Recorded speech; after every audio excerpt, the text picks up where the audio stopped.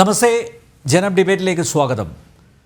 മലയാള ചലച്ചിത്ര വ്യവസായത്തിൻ്റെ ആരോഗ്യം നിലനിർത്താനുള്ള ചില ക്രിയാത്മക നിർദ്ദേശങ്ങൾ പ്രൊഡ്യൂസേഴ്സ് അസോസിയേഷനും ഫെഫ്കയും ഫിയോക്കുമൊക്കെ കൂടിയാലോചിച്ച് മുന്നോട്ട് വച്ചു.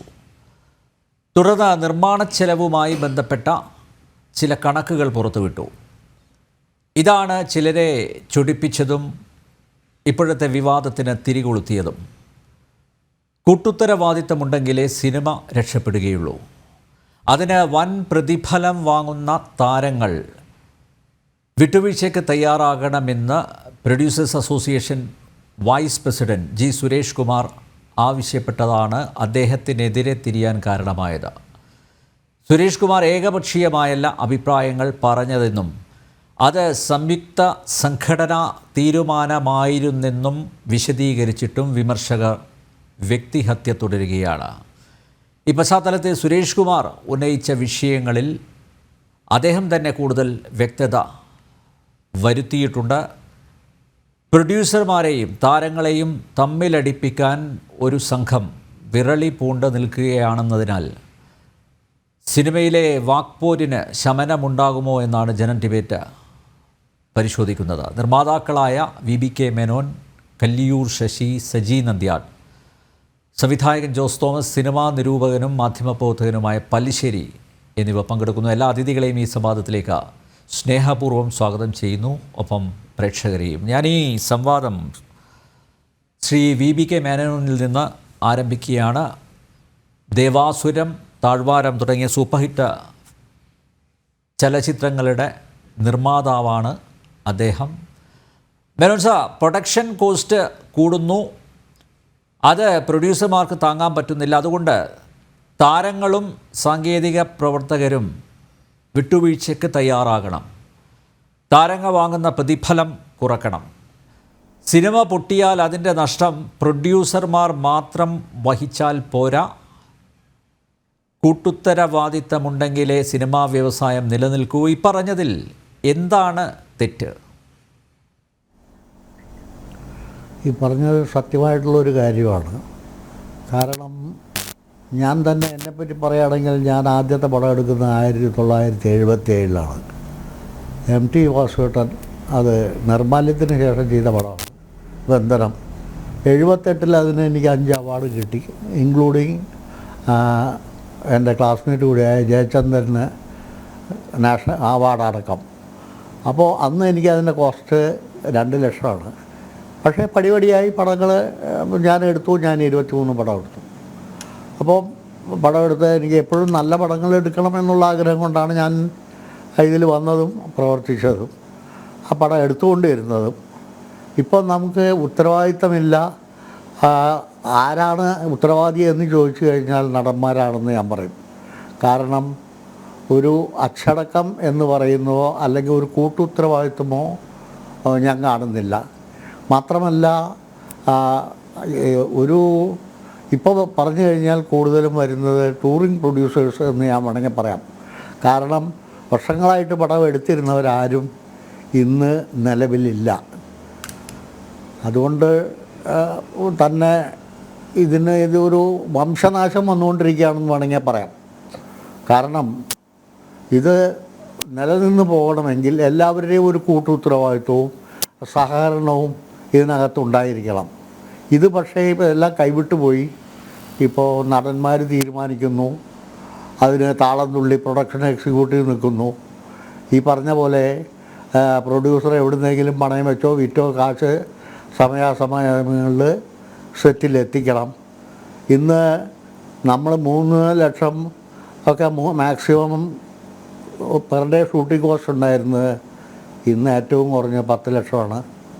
അത് ഷൂട്ടിംഗ് ഡേയ്സ് ആണെങ്കിൽ ഞാൻ 21 ദിവസം കൊണ്ടാണ് താഴ്വാരം എടുത്തിട്ടുള്ളത്, 18 ദിവസം കൊണ്ടാണ് ഋതുവേദം എടുത്തിട്ടുള്ളത്. ഇന്ന് അതെല്ലാം മാറി ഇപ്പോൾ കുറഞ്ഞ ഡേറ്റിൽ പടം എടുക്കുക എന്ന് പറഞ്ഞാൽ മോശമായ ഒരു കാര്യമാണെന്നാണ് പലരും തെറ്റിദ്ധരിച്ചിരിക്കുന്നത്. അതുകൊണ്ട് തന്നെ വലിയ ക്രൂ ഒക്കെ വെച്ച് 10, 90, 150 ദിവസങ്ങൾ ഷൂട്ട് ചെയ്യുമോ അപ്പോൾ തന്നെ എന്തുമാത്രം കോസ്റ്റ് കൂടുന്നു. ഇതിനാരാ ഉത്തരവാദി? അപ്പം ഇങ്ങനെയുള്ളൊരു സിറ്റുവേഷനിൽ നടന്മാരാണെന്നുണ്ടെങ്കിൽ ഒരു പടം വിജയിച്ച് കഴിഞ്ഞാൽ അടുത്ത പടത്തിന് നേരെ ഡബിളാണ് ചോദിക്കുന്നത്. ഇപ്പം അതുകൊണ്ട് തന്നെ എന്നെപ്പോലുള്ള ഒരു പ്രൊഡ്യൂസർക്ക്, എന്നെപ്പോലെ എന്ന് പറഞ്ഞാൽ ഞാൻ ഇപ്പോഴും ആഗ്രഹിക്കുന്നു എങ്ങനെയെങ്കിലും ഒരു പടം എടുത്ത് മരിക്കണമെന്ന്. പക്ഷേ എനിക്ക് തോന്നുന്നില്ല ജീവിച്ചിരിക്കുന്നിടത്തോളം കാലം ഈ കണ്ടീഷനിൽ അത് നടക്കുമെന്നുള്ളത്. കാര്യം എന്താണെന്ന് വെച്ച് കഴിഞ്ഞാൽ എനിക്കറിയാവുന്ന പഴയ ആർട്ടിസ്റ്റുകളെയാണ്. അവരെ ഇപ്പം എനിക്ക് അപ്രോച്ച് ചെയ്യാൻ വഴിയില്ല. കാരണം സിറ്റുവേഷൻ അങ്ങനെയായി. പുതിയ താരങ്ങളെ നമുക്ക് പരിചയവുമില്ല. അവരുടെ ആറ്റിറ്റ്യൂഡ് എന്താണെന്ന് അറിഞ്ഞും കൂടാ. നമ്മളൊക്കെ ഒരു ചട്ടക്കൂടിൽ നിന്ന് പടം എടുത്തിരുന്നവരാണ്. അപ്പോൾ അതിൽ നിന്നൊക്കെ വിട്ടു മാറി. മേനോൻ സാർ, അന്ന് താങ്കൾക്കൊക്കെ കിട്ടിയ ഒരു ആദരവ്, അംഗീകാരം ഇപ്പോഴത്തെ പ്രൊഡ്യൂസർമാർക്ക് കിട്ടുന്നുണ്ടോ? ഇല്ല, എന്നാൽ അങ്ങനെ ഒരു സംഭവമില്ല. ഇന്ന് പ്രൊഡ്യൂസർ ആരാന്ന് അന്വേഷിക്കുന്ന പോലുമില്ല, ആരെ പറ്റി അറിയുന്ന പോലുമില്ല. സെറ്റിൽ പോലും പ്രൊഡ്യൂസർ വന്നാൽ അറിയുന്നില്ല ഇതാണ് പ്രൊഡ്യൂസർ എന്നുള്ളത്. അപ്പോൾ ആ ഒരു ആദരവ് എന്ന് പറയുന്നതിനപ്പുറം പ്രൊഡ്യൂസറെ പലപ്പോഴും പുച്ഛത്തോടു കൂടി കാണുന്ന ഇയാൾ കയറി വന്നോ എന്നുള്ളൊരു ആറ്റിറ്റ്യൂഡാണ് ഇപ്പോൾ ഉള്ളത്. മറ്റതല്ല, ഒരു പ്രൊഡ്യൂസർ വന്നു കഴിഞ്ഞാൽ ബഹുമാനമുണ്ട്, ആർട്ടിസ്റ്റ് അടക്കം നമുക്കൊരു ചെയർ തരും, അതല്ലെങ്കിൽ നമ്മുടെ അടുത്തൊരു ചെയർ ഇട്ട് തരും. ഇപ്പം അതെല്ലാം ഒന്നുമില്ല, അങ്ങനെ ആദരവൊന്നുമില്ല. ഇപ്പോൾ ഇതൊരു ടിപ്പിക്കൽ ബിസിനസ് എന്നുള്ള നിലയിലായി. ഇപ്പോൾ കലയിൽ നിന്നൊക്കെ അത് വിട്ടുപോയി. മറ്റേ നമ്മളൊക്കെ ചിന്തിക്കുന്നത് സിനിമ ചിലപ്പോൾ പൊട്ടും, വിജയിക്കും, അത് സർവ്വസാധാരണമാണ്. എല്ലാ പടങ്ങളും വിജയിച്ചോളണമെന്നില്ല, എല്ലാ പടങ്ങളും പൊട്ടിക്കൊള്ളണമെന്നില്ല. പക്ഷേ നമ്മൾ സ്നേഹിക്കുന്ന ഒരു കലയെ നമ്മളതിനെ അച്ചടക്കത്തോടു കൂടി കൊണ്ടുപോകാൻ സാധിക്കാതെ വരുമ്പോൾ നമുക്ക് വലിയ ദുഃഖമാണ് അതിനകത്ത് കാണുന്നത്. ഇപ്പം എടുക്കാൻ വയ്യ എന്ന് പറഞ്ഞു കഴിഞ്ഞാൽ, ഇപ്പോൾ എടുത്തു പറയേണ്ട ഒരു കാര്യം, താരങ്ങളുടെ, നമ്മുടെ ഈ കൊച്ചു കേരളത്തിൽ ഇത്രയധികം താരങ്ങളുടെ റെമ്യൂണറേഷൻ കൂട്ടിയാൽ നമുക്ക് ഒരിക്കലും രക്ഷപ്പെടാൻ പറ്റില്ല. അതിന് പുറമെ ഇപ്പം നമുക്ക് നേരത്തെ സാറ്റലൈറ്റ് എന്തെങ്കിലും കിട്ടിയിരുന്നു, OTT തുടങ്ങിയ സമയത്ത് കുറച്ച് OTT കിട്ടിയിരുന്നു. പക്ഷേ ഇപ്പോൾ അതെല്ലാം നിശ്ചലമാണ്. പ്രൊഡ്യൂസർ ഡെയിലി ക്യാഷ് കൊണ്ടിടണം, പലിശയ്ക്ക് അടുത്തായാൽ കൊണ്ടിട്ട് കഴിഞ്ഞാലേ അതിനുള്ള ഇതുള്ളൂ. അത് എത്ര ഇട്ടാലും തീരില്ല. ആ മാതിരിയുള്ളൊരു സിറ്റുവേഷനിലാണ് ഇപ്പം നിൽക്കുന്നത്. അപ്പം ഇങ്ങനെയുള്ളൊരു സംരംഭത്തിൽ തീർച്ചയായിട്ടും ആദ്യം താരങ്ങൾ മുൻകൈ എടുത്ത് ഈ ഇൻഡസ്ട്രിയെ നിലനിർത്താൻ വേണ്ടുന്ന സഹായ സഹകരണവും അതിൻ്റെ മനോഭാവവും മനസ്സും കാണിക്കണം. അതല്ലാതെ നമുക്ക് ഇപ്പോൾ മറ്റയാൾ 2 കോടി വാങ്ങിയാൽ എന്നാൽ എനിക്ക് 2.5, മറ്റയാൾ BMW ആണ്, അല്ലെങ്കിൽ എനിക്കിത്. അപ്പോൾ ഇതിൽ മാത്രം ആഗ്രഹം കാണിക്കുകയും ആർത്തി കാണിക്കുകയും ചെയ്തു കഴിഞ്ഞാൽ ഈ ഇൻഡസ്ട്രിക്ക് അധികകാലം ഒരു നിലനിൽപ്പുണ്ടാവില്ല. പ്രത്യേകിച്ച് മലയാളത്തിൽ പൊതുവേ പറഞ്ഞു കഴിഞ്ഞാൽ എല്ലായിടത്തും ഒരു മാന്യമുണ്ട്, എല്ലാ ലാംഗ്വേജിലും ഇല്ലയെന്ന് പറയല്ല. പക്ഷേ മലയാളത്തിൽ നമുക്ക് ഒരിക്കലും താങ്ങാൻ കഴിയില്ല ഇങ്ങനെയുള്ളത്.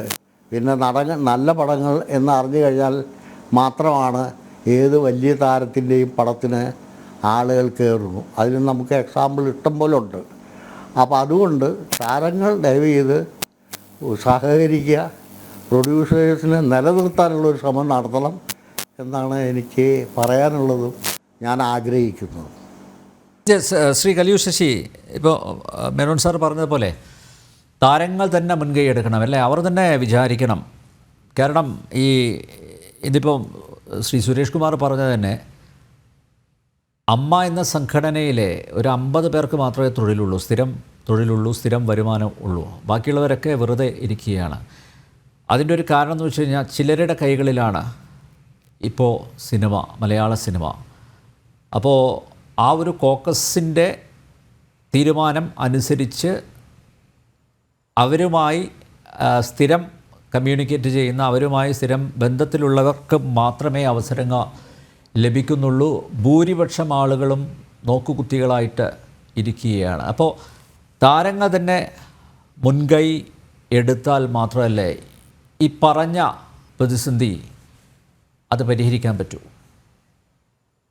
ഒരു താരങ്ങൾ തന്നെ ഇടപെട്ട് തന്നെയാണ് ഈ പ്രതിസന്ധി പരിഹരിക്കേണ്ടതെന്ന് ഉള്ളത് ഏവർക്കും അറിയാവുന്ന ഒരു സത്യമാണ്. പക്ഷേ ആ താരങ്ങൾ ഇന്നും അതറിയുന്നില്ല, ഈ മിനിറ്റ് വരെ അറിയുന്നില്ല എന്നുള്ളതാണ് എൻ്റെ കാഴ്ച. കാരണമെന്ന് വെച്ചാൽ ആരും അതിനെപ്പറ്റി ചിന്തിക്കുന്നില്ല. അവരുടെ കാര്യങ്ങൾ മാത്രമേ ചിന്തിക്കുന്നുള്ളൂ. ഇപ്പം നമ്മളും അവരെ കുറ്റം പറയുകയല്ല. അത് അവരുടെ തൊഴിൽ അവർ ചെയ്യുന്നു, അവർ റെമ്യൂണറേഷൻ അവർ ചോദിക്കുന്നു. നമുക്ക് സൗകര്യമുണ്ടെങ്കിൽ കൊടുക്കാതിരിക്കാം. എന്നിരുന്നാലും അവർ വളർന്നു വരുന്ന, അവർ തൊഴിൽ ചെയ്യുന്ന ഒരു സ്ഥാപനം പോലെയാണ് മലയാള സിനിമ ഇൻഡസ്ട്രി എന്ന് പറയുന്നത്. ആ ഇൻഡസ്ട്രിയെ നിലനിർത്തുക എന്ന ഉത്തരവാദിത്വം തീർച്ചയായും മുൻനിര താരങ്ങൾക്കുണ്ട് എന്നതിൽ യാതൊരു സംശയവുമില്ല. ഇവിടെ ഇപ്പം സംഭവിച്ചിരിക്കുന്നത്, ഇവിടെ ഒരു പത്രസമ്മേളനം നടത്തി സുരേഷ് കുമാർ ഇന്നും ഇന്നലെയും തുടങ്ങിയതല്ല ഈ സംഘടനാ പ്രവർത്തനം. ഞാൻ ഏതാണ്ട് 26 വർഷത്തോളം പല ഇൻഡസ്ട്രിയുടെ സംഘടനകൾ പ്രവർത്തിക്കുന്ന ഒരാളാണ്. അതേ കാലഘട്ടത്തിൽ തന്നെ സുരേഷ് കുമാറും ഇൻഡസ്ട്രിയുടെ ഇതിൽ പ്രവർത്തിക്കുന്ന ആളാണ്. ഇപ്പോഴും സുരേഷ് കുമാർ ഈ ഭരണസമിതിയിലുള്ള ആളാണ്. ഞാൻ ഇത്തവണത്തെ ഭരണസമിതിയിൽ നിന്ന് ഒന്ന് മാറി നിന്നു എന്നുള്ളതേ ഉള്ളൂ. ഞാൻ കേരള ഫിലിം ചേംബറിൻ്റെ വൈസ് പ്രസിഡൻ്റാണ്. അപ്പോൾ അവിടെ നടന്നത് എന്തെന്ന് വെച്ചാൽ, അവിടെ ഒരു എക്സിക്യൂട്ടീവ് കൂടി. എനിക്ക് ഈ സംഘടനാ പ്രവർത്തകനായതുകൊണ്ട് ഞാനിതെല്ലാം അക്ഷരാർത്ഥത്തിൽ കാണുന്നതുകൊണ്ട് ഞാൻ പറയുകയാണ്. അവിടെ ഒരു എക്സിക്യൂട്ടീവ് കൂടി അവരിത് ചർച്ച ചെയ്ത് ഒരു തീരുമാനമെടുത്തതിന് ശേഷം ഒരു സംയുക്ത യോഗം വിളിച്ചു കൂട്ടി. അതായത് ഈ ട്രേഡിൽ നിൽക്കുന്ന പ്രദർശനശാലകളുടെ ഉടമസ്ഥർ, അതായത് ഫിയോക്ക്, ഡിസ്ട്രിബ്യൂട്ടേഴ്സ്, അവർ, സാങ്കേതിക വിദഗ്ധരുടെ സംഘടനയായ ഫെഫ്ക എന്നിവരെ അങ്ങനെ തുടങ്ങിയ എല്ലാ സംഘടനകളെയും വിളിച്ചു കൂട്ടി. അമ്മയെയും വിളിക്കണമെന്നുണ്ടായിരുന്നു. പക്ഷേ അമ്മ ഈ യോഗത്തിൽ വിളിച്ചേണ്ട കാര്യമില്ല, കാരണം അഡ്ഹോ കമ്മിറ്റിയാണ് അവിടെ ഭരിക്കുന്നത്. അപ്പോൾ അതുകൊണ്ട് അതിന് മുൻപ് ഒരു ലെറ്റർ അയച്ചിട്ട് അതിന് മറുപടി, ഞങ്ങൾ അഡ്ഹോ കമ്മിറ്റിയാണ്, ഞങ്ങൾക്കൊന്നും പറയാൻ അവകാശമില്ല എന്നൊരു മറുപടി വന്നതിൻ്റെ അടിസ്ഥാനത്തിലാണ് അവരെ വിളിക്കാത്തത്. അപ്പോൾ ഇത്രയും പേര് വീണ്ടും ഒരുമിച്ചിരുന്നൊരു യോഗം കൂടി ഇത് എല്ലാം തെറ്റും ശരിയും ചർച്ച ചെയ്ത ശേഷമാണ് ഒരു തീരുമാനത്തിലെത്തിയത്. ഈ തീരുമാനത്തിലെ പ്രധാന കാതലായ ഒരു വിഷയം എന്ന് പറയുന്നത് സർക്കാരിനെതിരെയാണ്. ഏറ്റവും വലിയ ഇത്, സർക്കാർ കാലാകാലങ്ങളായി ഈ മലയാള സിനിമയ്ക്ക് വേണ്ടി ഒന്നും ചെയ്തിട്ടില്ല എന്നുള്ളതാണ് സത്യം. അവർ പറയും ഞങ്ങളിപ്പോൾ മലയാള സിനിമ ഉദ്ധരിക്കാൻ നടക്കാൻ. മലയാള സിനിമ GST ഉണ്ട്. അപ്പോൾ 1 ടാക്സ് 1 നാഷൻ 1 ടാക്സ് അത് ഏർപ്പാട് ചെയ്തതിന് ശേഷം വീണ്ടും ഇവിടെ എൻ്റർടൈൻമെൻറ്റ് ടാക്സ് കൂട്ടി. വീണ്ടും ഒരു എൻ്റർടൈൻമെൻറ്റ് അതിൻ്റെ പുറത്ത് വെച്ചു. അപ്പോൾ ഡബിൾ ടാക്സായി. അപ്പോൾ GSTയുടെ എമൗണ്ടും കൂടി 28% വരെ ഒരു ടിക്കറ്റിന്മേൽ വരികയാണ്. അപ്പോൾ ഇതെല്ലാം കൂടെ ചേർത്ത് ടിക്കറ്റ് നിരക്ക് കൂട്ടും. ടിക്കറ്റ് നിരക്ക് കൂട്ടിയാൽ കാണികൾ വരാനുള്ള ബുദ്ധിമുട്ട്, ഇങ്ങനെയുള്ള ഒരുപാട് ബുദ്ധിമുട്ടുകൾ തിയേറ്ററുകാർ നേരിടുന്നു. ഒരുപാട് പ്രതിസന്ധികളുണ്ട് ഇവിടെ. സിനിമ ഷൂട്ടിങ്ങിന് ആവശ്യമായ ലൊക്കേഷനുകളിൽ അമിതമായ ഫീസാണ് ഈ സർക്കാർ ഈടാക്കുന്നത്. ഇത് അവർ കൂട്ടിക്കൊണ്ടേയിരിക്കുകയാണ്. ലക്ഷം രൂപയും 1.5 ലക്ഷം 2 ലക്ഷം രൂപ ഓരോ സ്ഥലത്തിന് വാങ്ങിക്കുന്നത്. അപ്പം ഇതെല്ലാം ചെയ്തിട്ടും ഒരു എന്താ സബ്സിഡി കൊടുക്കുന്നത്? ആ ഒരു 10 സിനിമയ്ക്ക് കിട്ടി കാണും ഈ വർഷം, അല്ല കഴിഞ്ഞ വർഷം 2024. അപ്പോൾ അതുകൊണ്ട് സർക്കാർ ഒന്നും ചെയ്യുന്നില്ല. സർക്കാരിന് എതിരെയാണ് ഈ സമരം എന്നുള്ള ഒരു വേർഡ് വരുന്നത്. അതിവിടെ താരങ്ങൾക്കെതിരെയാണെന്ന് അവർ തെറ്റിദ്ധരിച്ചുകൊണ്ട് അത് പ്രചരിപ്പിച്ചു എന്നുള്ളതാണ് ഇവിടുത്തെ ഏറ്റവും വലിയൊരു പ്രശ്നമായി മാറിയത്. നമ്മൾ അമ്മയ്ക്കെതിരൊന്നുമല്ല. അമ്മയിലെ ഒരു പ്രമുഖനായ ഈ അഡ്ഹോ കമ്മിറ്റിയിലുള്ള ഒരാൾ ഇന്നലെ ഇരുന്ന് പറയുന്നത് കേട്ടു. അത് ഒരു വ്യക്തിപരമായ അധിക്ഷേപം സുരേഷ് കുമാറിനെതിരെ നടത്തുന്നത് കണ്ടു. അത് വളരെ ഖേദകരമാണ്. അതൊക്കെ അദ്ദേഹം അത് സുരേഷ് കുമാറിൻ്റെ ഭാര്യയെ പരാമർശിക്കുന്നു, സുരേഷ് കുമാറിൻ്റെ മകളെ പരാമർശിക്കുന്നു പേര് പറഞ്ഞ്. ഇതെല്ലാം ചെയ്യുന്നതിൻ്റെ മോശമായൊരു കാര്യമാണ്. ഞാൻ പേരെടുത്ത് തന്നെ പറയാം. മിസ് ജയൻ എന്ന് പറയുന്ന ആൾ, ജയൻ ചേർത്തല, അതെ, അദ്ദേഹമാണ് കീർത്തി സുരേഷ്. നാണമില്ലേ നിങ്ങൾക്ക്? നിങ്ങളുടെ മകളല്ലേ കീർത്തി സുരേഷ്, നിങ്ങളുടെ ഭാര്യയല്ലേ മേനക? ഇതെല്ലാം ഈ ജയൻ എന്ന് പറയുന്ന ആൾ കുറച്ചുകൂടെ പക്വതയോട് സംസാരിച്ചുകൂടെ? ഒരു സംഘടനാ തലത്തിലല്ലേ അദ്ദേഹം ഇരിക്കുന്നത്. ഇവിടെ ഒരു പ്രൊഡ്യൂസേഴ്സ് അസോസിയേഷനിലെ ഒരംഗവും അല്ലെങ്കിൽ പ്രൊഡ്യൂസറായ ഒരംഗവും അമ്മയെ എന്ന് പറഞ്ഞ സംഘടനയെ അധിക്ഷേപിച്ചിട്ടില്ല. അമ്മ എന്ന സംഘടനയിലെ സ്ഥാനത്തിരിക്കുന്നവരെ അധിക്ഷേപിച്ചിട്ടില്ല. അവർ പറഞ്ഞത് എന്താണ്?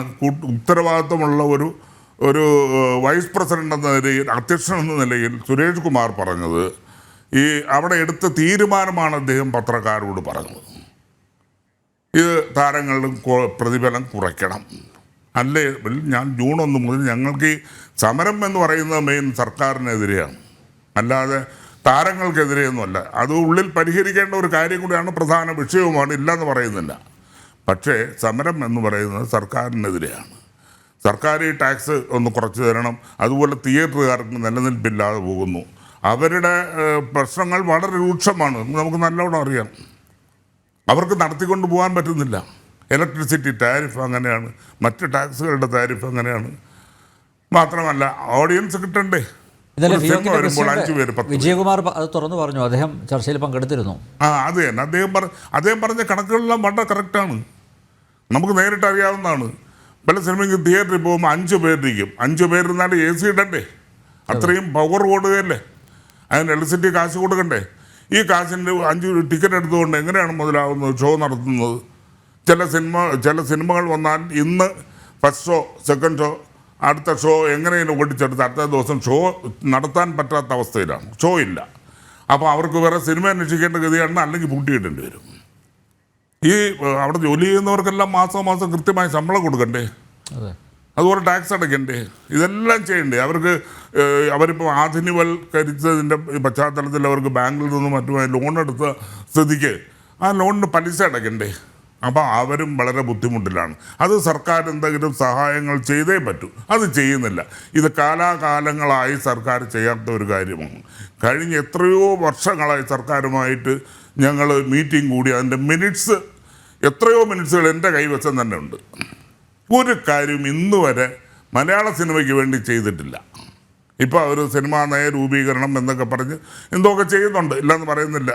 പക്ഷേ അതൊന്നും വ്യവസായത്തെ ശാക്തീകരിക്കാൻ വേണ്ടിയിട്ടുള്ളതല്ല. അപ്പം ഇതെല്ലാം മനസ്സിലാക്കി നിലനിന്നാൽ മാത്രമല്ലേ ഉള്ളൂ നയമൊക്കെ. അതെ, ദയവ് ചെയ്ത് ഈ വ്യക്തിപരമായ പരാമർശങ്ങൾ ഈ വിഷയത്തിൽ ഒന്ന് ഒഴിവാക്കണമെന്നാണ് എൻ്റെ പ്രിയ സുഹൃത്തുക്കളോട് പറയാനുള്ളത്. ഒന്ന് ആൻ്റണി പെരുമ്പാവൂരിനോടും ഒന്ന് ജയൻ ചേർത്തലയോടും എനിക്ക് പറയാനുള്ളത്. ആൻ്റണി പെരുമ്പാവൂർ അത്രയൊന്നും പറഞ്ഞില്ല. ആൻ്റണി പെരുമ്പാവൂരിനെ ഒരുപക്ഷെ ചോദിപ്പിച്ചത് അദ്ദേഹത്തിൻ്റെ സിനിമയെപ്പറ്റി പറഞ്ഞിട്ടായിരിക്കാം. ആൻ്റണി പെരുമ്പാവൂർ എന്നും ഒരു അസോസിയേഷനിൽ പ്രവർത്തിക്കുന്ന ആൾ, അസോസിയേഷനുള്ളിൽ നിന്നും ചട്ടക്കൂടിൽ നിന്നുകൊണ്ട് പ്രവർത്തിക്കുന്ന ഒരാൾ തന്നെയാണ്, യാതൊരു സംശയവുമില്ല.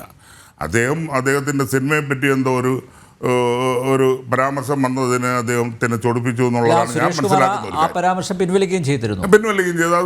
അതോടുകൂടി തീർന്നു. ആന്റണി പെരുമ്പാവൂരിനെ വിളിച്ച് ചോദിച്ചാൽ അതോടുകൂടി തീർന്നെന്ന് പറയും. പക്ഷെ മറ്റുള്ളവർ അത് വളരെ വലിയ ഒരു സംഭവമാക്കി മാറ്റിക്കൊണ്ടിരിക്കുകയാണ്. അത് മാറ്റട്ടെ, ഇല്ലെന്ന് പറയുന്നില്ല. പക്ഷേ ഇവിടെ വ്യക്തിപരമായ വ്യക്തിഹത്യകൾ ഒഴിവാക്കണമെന്ന് തന്നെയാണ് പറയാനുള്ളത്.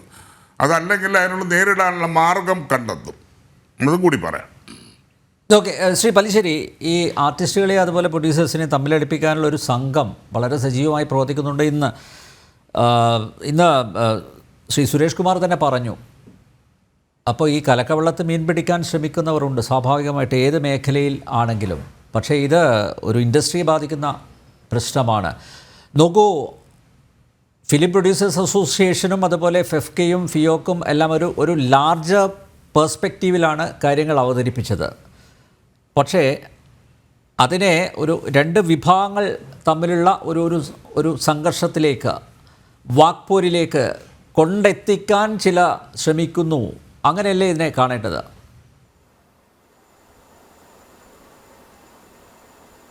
അതിൻ്റെ ഒരു തുടക്കമുണ്ടായെന്ന് പറഞ്ഞാൽ, ഇപ്പം എൻ്റെ സുഹൃത്ത് തന്നെയാണ് ജയൻ ചേർത്തല. ജയൻ ചേർത്തല അങ്ങനെ പറയാൻ പാടില്ലായിരുന്നു എന്ന് തന്നെയാണ് ഞാൻ പറയുന്നത്. കാരണം അമ്മയെ പ്രതികരിച്ചാണെങ്കിൽ അമ്മയിൽ വേറെ എത്രയോ ആൾക്കാരുണ്ട്. ജയൻ പറഞ്ഞുകൊണ്ട് കുഴപ്പമുണ്ടായിട്ടില്ല. ജയൻ ഈ അടുത്ത കാലത്ത് സംഘടനാ തീരുമാനങ്ങളിലേക്ക് വന്ന ഒരാളാണ് ശരിക്കും. അപ്പോൾ ജയൻ്റെ പുറകിൽ ഇതിനൊരു രാഷ്ട്രീയ നിറം കൊടുക്കാൻ ആരെങ്കിലും ശ്രമിച്ചിട്ടുണ്ടെങ്കിൽ അവർ ആദ്യം മാറ്റി നിർത്തണം. സിനിമയ്ക്ക് ഇവിടെ ഒരു രാഷ്ട്രീയം വേണ്ട എന്നുള്ളതാണ്. വ്യത്യസ്ത രാഷ്ട്രീയ പാർട്ടിക്കാരുണ്ട്, രാഷ്ട്രീയ ചിന്താഗതിക്കാരുണ്ട്, ഒക്കെ ഉണ്ട്. ഇത് പണം എറിഞ്ഞുള്ളൊരു കളിയാണെന്ന് ആലോചിക്കണം. ശരിക്കും ഒരു ഗാംബ്ലിംഗ് ആണ് സിനിമാ നിർമ്മാണം എന്ന് ആലോചിക്കണം. കിട്ടിയാൽ കിട്ടി, പോയാൽ പോയി. അത് നഷ്ടം പ്രൊഡ്യൂസർക്ക് മാത്രമാണെന്ന് ആലോചിക്കണം, അല്ലേ? ഈ അഭിനയിക്കുന്ന ആൾക്കാർ കാശ് മേടിച്ച് പോക്കറ്റിലിട്ട് പോയി, അവർ പോയി. അവർ പടം പൊട്ടിയാൽ അവർക്ക് പ്രശ്നമില്ല, ലാഭം കിട്ടിയാൽ അവർക്ക് പ്രശ്നമില്ല, അതൊന്നുമില്ല. അവർ വാങ്ങിച്ച് പോയി.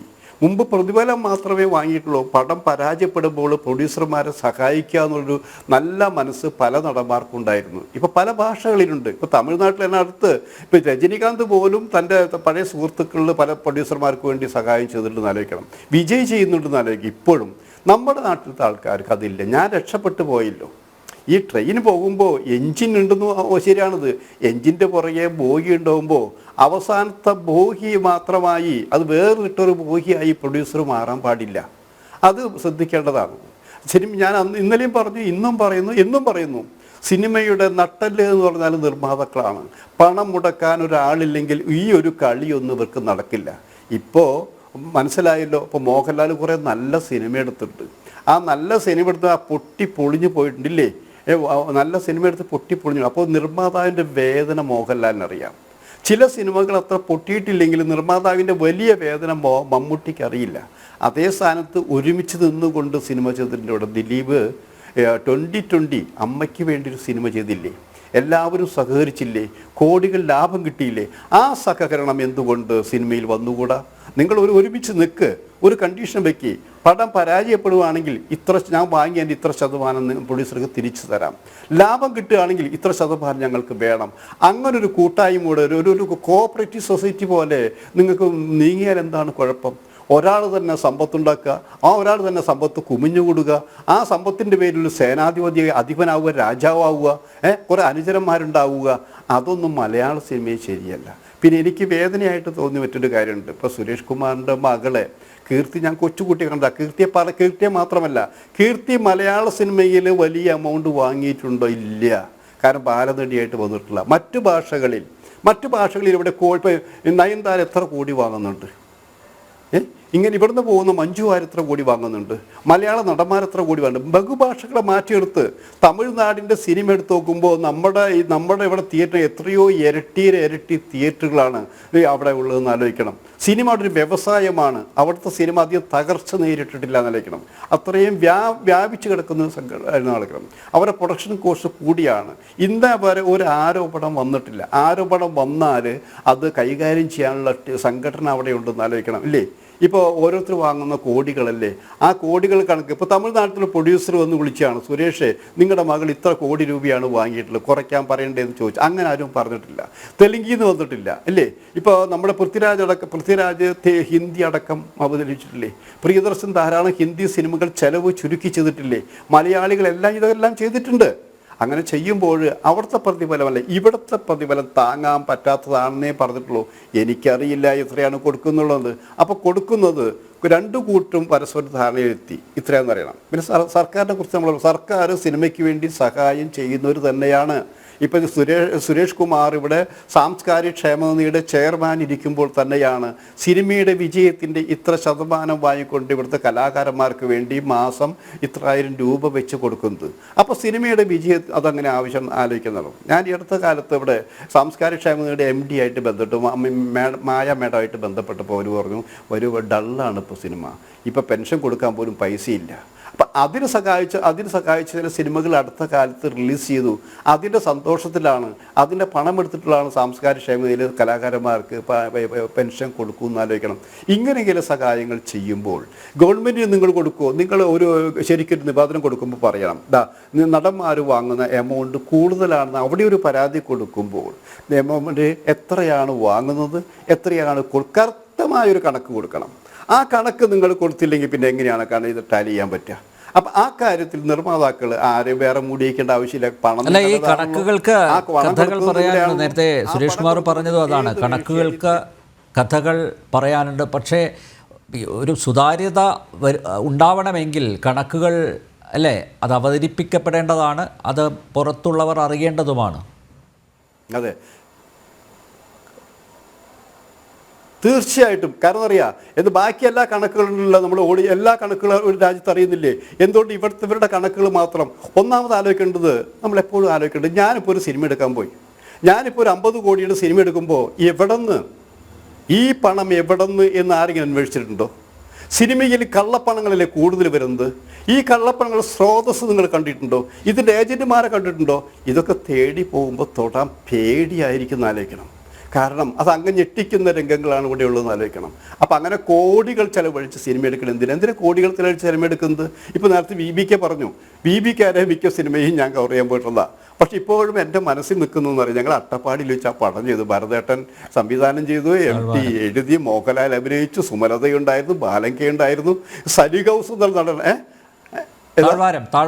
ഹലോ അങ്ങനെ കുറച്ച് വിരലിലെണ്ണാവുന്ന താഴ്വാര കുറച്ച് ഞാൻ 3-4 ദിവസം അവിടെ ഉണ്ടായിരുന്നു. അതറിയാം, അത് നമ്മൾ ഒരു ഉത്സവം പോലെയാണ് ആഘോഷിച്ചത്. ഒരു ലൊക്കേഷൻ അവിടെ എത്ര സഹകരിച്ചു, വിരലിലുണ്ടാവുന്ന കഥാപാത്രങ്ങൾ, മനോഹരമായ സിനിമയായിരുന്നില്ലേ? ഇങ്ങനെ മനോഹരമായ സിനിമ നിങ്ങൾ പ്ലാൻ ചെയ്യൂ. അതെന്താ ചെയ്യാത്തത്? ഞാൻ ഇന്നലെ പറഞ്ഞ പോലെ തന്നെയാണ്, നിങ്ങൾ വിദേശത്ത് വെച്ച് എന്തിനാണ് നിങ്ങൾ കൂടുതൽ സിനിമ ഷൂട്ട് ചെയ്യേണ്ട ആവശ്യം? അവിടത്തേക്കാൾ ഭംഗിയേറിയ പ്രകൃതിരമണീയമായ എല്ലാം കേരളത്തിൽ തന്നെ ഇല്ലേ? കേരളത്തിലേക്ക് മണിരത്നവും വിദേശികളും അമിതാഭ് ബച്ചൻ അടക്കമുള്ളവരെല്ലാം മൂന്നാർ അടക്കമുള്ള സ്ഥലങ്ങൾ ഷൂട്ട് ചെയ്യാൻ വരുന്നുണ്ട്. ഇത്രയും മനോഹരമായ സ്ഥലം ഇവിടെയുള്ളപ്പോൾ വിദേശത്ത് ഷൂട്ട് ചെയ്യുന്നത് സിനിമയെ നന്നാക്കാനല്ല, അവിടെ പണത്തിൻ്റെ വെട്ടിപ്പ് അവിടെ നടക്കുന്നുണ്ട്. ഇതാരെങ്കിലും ചർച്ച ചെയ്യുന്നുണ്ടോ? ഞാനിത് പറഞ്ഞത് മാത്രം കരുതി ഞാൻ മാത്രമേ പറയുള്ളൂ, വേറെ ആരും പറയില്ല എന്ന് എനിക്കറിയാം. ഒരു പ്രശ്നം വരുമ്പോൾ ശ്രീ പല്ലിശ്ശേരി ഒറ്റ കാര്യം, ഇപ്പോൾ ഈ വിദേശത്ത് ഷൂട്ടിംഗ് അത് പരാമർശിച്ചത് കൊണ്ട് ഒരു കാര്യം അറിയിക്കുകയാണ്. ഇപ്പോൾ നോക്കൂ, മോഹൻലാലിനെ നായകനാക്കി ജിത്തു ജോസഫ് സംവിധാനം ചെയ്യുന്ന ഒരു ചിത്രമുണ്ട് അല്ലേ, റാം. എനിക്ക് തോന്നുന്നു 5-6 വർഷമായി അതിൻ്റെ ഷൂട്ടിംഗ് നടക്കുകയാണ് എന്ന്. 5-6 വർഷമായി ഷൂട്ടിംഗ് നടക്കുകയാണെന്നാണ് തോന്നുന്നത്, ഞാൻ മനസ്സിലാക്കുന്നത്. കാരണം ജിത്തു ജോസഫിൻ്റെ ഒരു ഇൻ്റർവ്യൂ എനിക്ക് തോന്നുന്നു ഞാനൊരു 4-5 വർഷം മുമ്പ്, ആ സമയത്ത് അദ്ദേഹം ഇതിനെക്കുറിച്ച് ഈ പടത്തെക്കുറിച്ച് അദ്ദേഹം പരാമർശിച്ചിരുന്നു. അത് കേരളത്തിന് പുറത്തുള്ള തമിഴ്നാട്ടിലുള്ള ഒരു പ്രൊഡ്യൂസർ ആണ്. അത് കോടികൾ ഇങ്ങനെ പോവുകയാണ്. ഇനിയും എത്രയോ വിദേശ രാജ്യങ്ങളിൽ അതിൻ്റെ ഷൂട്ടിംഗ് അത് തുടരേണ്ടതുണ്ട് എന്നൊക്കെ മനസ്സിലാക്കി പ്രൊഡ്യൂസർ ഇപ്പോൾ പിൻവലിഞ്ഞു എന്നാണ് മനസ്സിലാക്കുന്നത്. അപ്പോൾ ഈ വിദേശത്ത് ചിത്രീകരണം അത് ഒരുപക്ഷെ താരങ്ങളും സാങ്കേതിക പ്രവർത്തകരൊക്കെ അത് എൻജോയ് ചെയ്യുന്നുണ്ടാകും. പക്ഷേ പ്രൊഡ്യൂസറുടെ കീശ കാലിയാവുകയല്ലേ?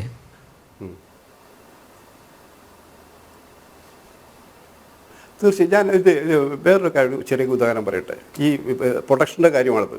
ഇപ്പോൾ ശശികുമാർ എന്നുള്ള സംവിധാനം ഉണ്ടായിരുന്നു, ഹിറ്റുകൾ എടുത്ത ഒരാളാണ്. അദ്ദേഹത്തിന് സിനിമയുടെ ക്വാളിറ്റി കുറവുണ്ടായിരിക്കും, പല അഭിപ്രായ വ്യത്യാസം ഉണ്ടായിരിക്കാം. അപ്പോൾ ഒരു ലൊക്കേഷനിൽ ചെന്നപ്പോൾ അദ്ദേഹത്തിൻ്റെ അടുത്ത സീൻ എടുക്കുമ്പോൾ ഒരു വലിയ കടാര പോലുള്ള ഒരു സാധനമാണ് വേണ്ടത് സത്യത്തിൽ. ആ കടാര അവിടെ ഇല്ല. കടാര വാങ്ങി കൊണ്ടുവരുമ്പോൾ ഒരു സമയമെടുക്കും, ഷൂട്ടിംഗ് അപ്പം മുടങ്ങും. അപ്പോൾ അസിസ്റ്റൻ്റോട് ചോദിക്കുകയാണ്, സാർ ഇനി നമ്മൾ എന്ത് ചെയ്യും എന്നുള്ളതൊക്കെയുണ്ട്. അപ്പോൾ ശശികുമാർ സാർ, ഒരാളെ കൊല്ലാനല്ലേ, ഒരു പിച്ചാത്തി പോലും കൊണ്ടേ, ഒരു പിച്ചാത്തി കിട്ടാനുണ്ടോ എന്ന് ഒരു പിച്ചാത്തി എടുത്ത് കൊടുത്തു. ആ പിച്ചാത്തി കൊണ്ട് ആ സീൻ മനോഹരമായി ചിത്രീകരിച്ചു. ഇന്നേ വരെ ആ സിനിമയെക്കുറിച്ച് അങ്ങനെ ഒരു ടോക്ക് ഉണ്ടായിട്ടില്ല, സിനിമ ഹിറ്റായിരുന്നു. ഇങ്ങനെയും കുറേ നടക്കണം. ഞാൻ വേറൊരു കാര്യം കൂടി പറയണം. വിജി തമ്പി എന്നുള്ള സംവിധായകൻ ഇപ്പോൾ വർഷങ്ങൾക്ക് മുൻപ് ഇവിടെ ആദ്യം ഒരു ടെലിഫിലിമാണ് തരും, ഒരു ടെലിഫിലിൻ്റെ മനോഹരമായി ഷൂട്ട് ചെയ്തിരിക്കുക. അപ്പോൾ ഞാൻ ചോദിച്ചു, തമ്പി ഇതെവിടെയാണ് നിങ്ങൾ ഷൂട്ട് ചെയ്തതാണ്? അപ്പോൾ തമ്പി ചിരിച്ചു ആദ്യം. അപ്പോൾ തമ്പി പറഞ്ഞു വെച്ചാൽ ഏഷ്യാനെറ്റ് സ്റ്റുഡിയോ ഉണ്ടല്ലോ ഇവിടെ, അവിടുത്തെ ഗാർഡൻ ഉള്ള കുട്ടി, അതാണ് സാധനം എന്നാണ് പറഞ്ഞത്. അപ്പോൾ പണി അറിയാവുന്നവൻ്റെ കയ്യിൽ പണി അറിയാവുന്ന സാധനം കൊടുത്താൽ നന്നായിട്ട് ചെയ്യും. ഇവിടെ പലരും എന്താ ചെയ്യുന്നത്? എന്തിന് നമ്മൾ ആദ്യം ഗവൺമെൻറ് സിനിമ നിർമ്മാക്കാൻ തീരുമാനിക്കുന്നത് വിദേശത്തുള്ള ഷൂട്ടിംഗ് കുറയ്ക്കുക. എന്തിനാണ് വിദേശത്ത്? ഇവിടെ നല്ല സിനിമകൾ ഉണ്ടാക്കിയിട്ടുണ്ട്. നമ്മൾ ഭ്രമിച്ച് ഇങ്ങനെ പോയിക്കൊണ്ടിരിക്കുക. അത് കള്ളത്തരത്തിൻ്റെതാണെന്ന് ആലോചിക്കണം. അത് മാറ്റിയെടുക്കണ്ടേ? ഞാനിത് പറയും, എനിക്ക് ഒത്തിരി എതിർപ്പുണ്ടായിരിക്കാം. ഞാനിത് ചില കാര്യങ്ങൾ നമുക്ക് തുറന്ന് പറയാൻ പറ്റില്ല എന്ന് ആലോചിക്കണം. മലയാള സിനിമയെ ഇങ്ങനെയല്ല വേണ്ടത്. നിങ്ങൾ ആദ്യം തീരുമാനിക്കുമോ, പ്രൊഡ്യൂസർ എല്ലാവരും കൂടി ഒരു വട്ടം തീരുമാനിക്കുക, ഇത്ര കോടിയിൽ കൂടുതൽ പണം മുടക്കാൻ പാടില്ല, ഇത്ര ദിവസം കൊണ്ട് ഷൂട്ടിംഗ് പ്ലസ് ഇട്ടോ. നിങ്ങൾ 40 ദിവസം പറഞ്ഞിട്ട് നിങ്ങൾ 50 ദിവസം ഇട്ടോ. നിങ്ങൾ 90 ദിവസം കഴിഞ്ഞ് 180 ദിവസത്തിലേക്ക് പോകരുത്. ഒരു ദിവസം ഷൂട്ടിംഗ് കൂടിയാൽ എത്രായിരം രൂപ ചെലവ് കൂടുമെന്ന് ഞാൻ പറയാതെ നിങ്ങൾക്കറിയാം ഇല്ലേ? അപ്പോൾ എത്രയോ എമൗണ്ട് കൂടി ആർക്ക് വേണ്ടിയിട്ടാണ് ഇതൊക്കെ ചെയ്യുന്നത്? മുമ്പൊക്കെ നമ്മൾ പറയാണ്ട് ഫിലിം എക്സോസ് ചെയ്യുമ്പോൾ, ഇപ്പോൾ ഫിലിമിന് ആവശ്യമില്ലല്ലോ. ഫിലിം എക്സോസ് ചില ഡയറക്ടർമാർക്ക് പഠിക്കാൻ വേണ്ടി കുറേ 10-100 ഒക്കെ എക്സോസ് ചെയ്യാറുണ്ട് തലയ്ക്ക്. ഇപ്പോൾ അതൊക്കെ മാറി. അപ്പോൾ അതുകൊണ്ട് ചെലവ് ചുരുക്കിയിട്ട് നല്ല സാധനം എങ്ങനെ കൊടുക്കാം എന്നുള്ള തീരുമാനമാണ് വേണ്ടത്. ആർട്ടിസ്റ്റുകളെ ഗ്ലാമർ സംരക്ഷിക്കാനും അവരെ മാർക്കിടാനും വേണ്ടിയിട്ടുള്ളതല്ല. സിനിമകൾ പരാജയപ്പെടുമെന്ന് പറയാൻ അവർക്ക് താല്പര്യമില്ല. അതാണല്ലോ ഈ അടുത്ത കാലത്ത് അവിടെയാണല്ലോ പ്രശ്നം. ശരിക്കും പ്രശ്നം ഉണ്ടായപ്പോഴാണ് സുരേഷ് കുമാർ ഒരു സൂപ്പർ നടൻ്റെ സിനിമ ലാഭകരമല്ല എന്ന് അല്ലേ അവിടെ നിന്നാണ് തുടങ്ങിയിട്ടുള്ളത്. എന്താ അത് പറയാത്തത്? അതെന്താ പറയാത്തത്? ആ നടൻ്റെ സിനിമ 8 നിലയിൽ പൊട്ടിയൊരു സിനിമയാണ് എന്ന് പറഞ്ഞതാണ് ഈ പ്രശ്നങ്ങൾക്ക്. പക്ഷെ അദ്ദേഹം മുൻപന്തിൽ വന്നിട്ടില്ല. അദ്ദേഹം പുറകിൽ നിന്നുകൊണ്ട് ചരട് പിടിക്കാമെന്ന് ആലോചിക്കണം. ആ സിനിമ പൊട്ടി എന്ന് പറയാൻ ഇദ്ദേഹം താല്പര്യമില്ല. കാരണം അവിടെ മാർക്കറ്റ് ഇടിഞ്ഞു എന്നത് അല്ലേ? അങ്ങനെ കുറേ സിനിമകൾ ഉണ്ടെന്ന് ആലോചിക്കണം. അപ്പം അതുകൊണ്ട് തന്നെ നിങ്ങൾ മാസം മാസം സിനിമയുടെ റിവ്യൂ ചെയ്യണം. ഇന്ന സിനിമ ഇത്ര കോടി ചെലവാക്കിയാണ് ഇത്രയേ കിട്ടിയിട്ടുള്ളൂ. എന്താ പറയാൻ ഇത്ര മടി? അങ്ങനെ പറയുമ്പോൾ ഐ ആം ദ കിങ് എന്നൊരുത്തരും പറയില്ല. നിന്റെ പടം പൊട്ടിയിട എന്ന് തന്നെ പറയാം.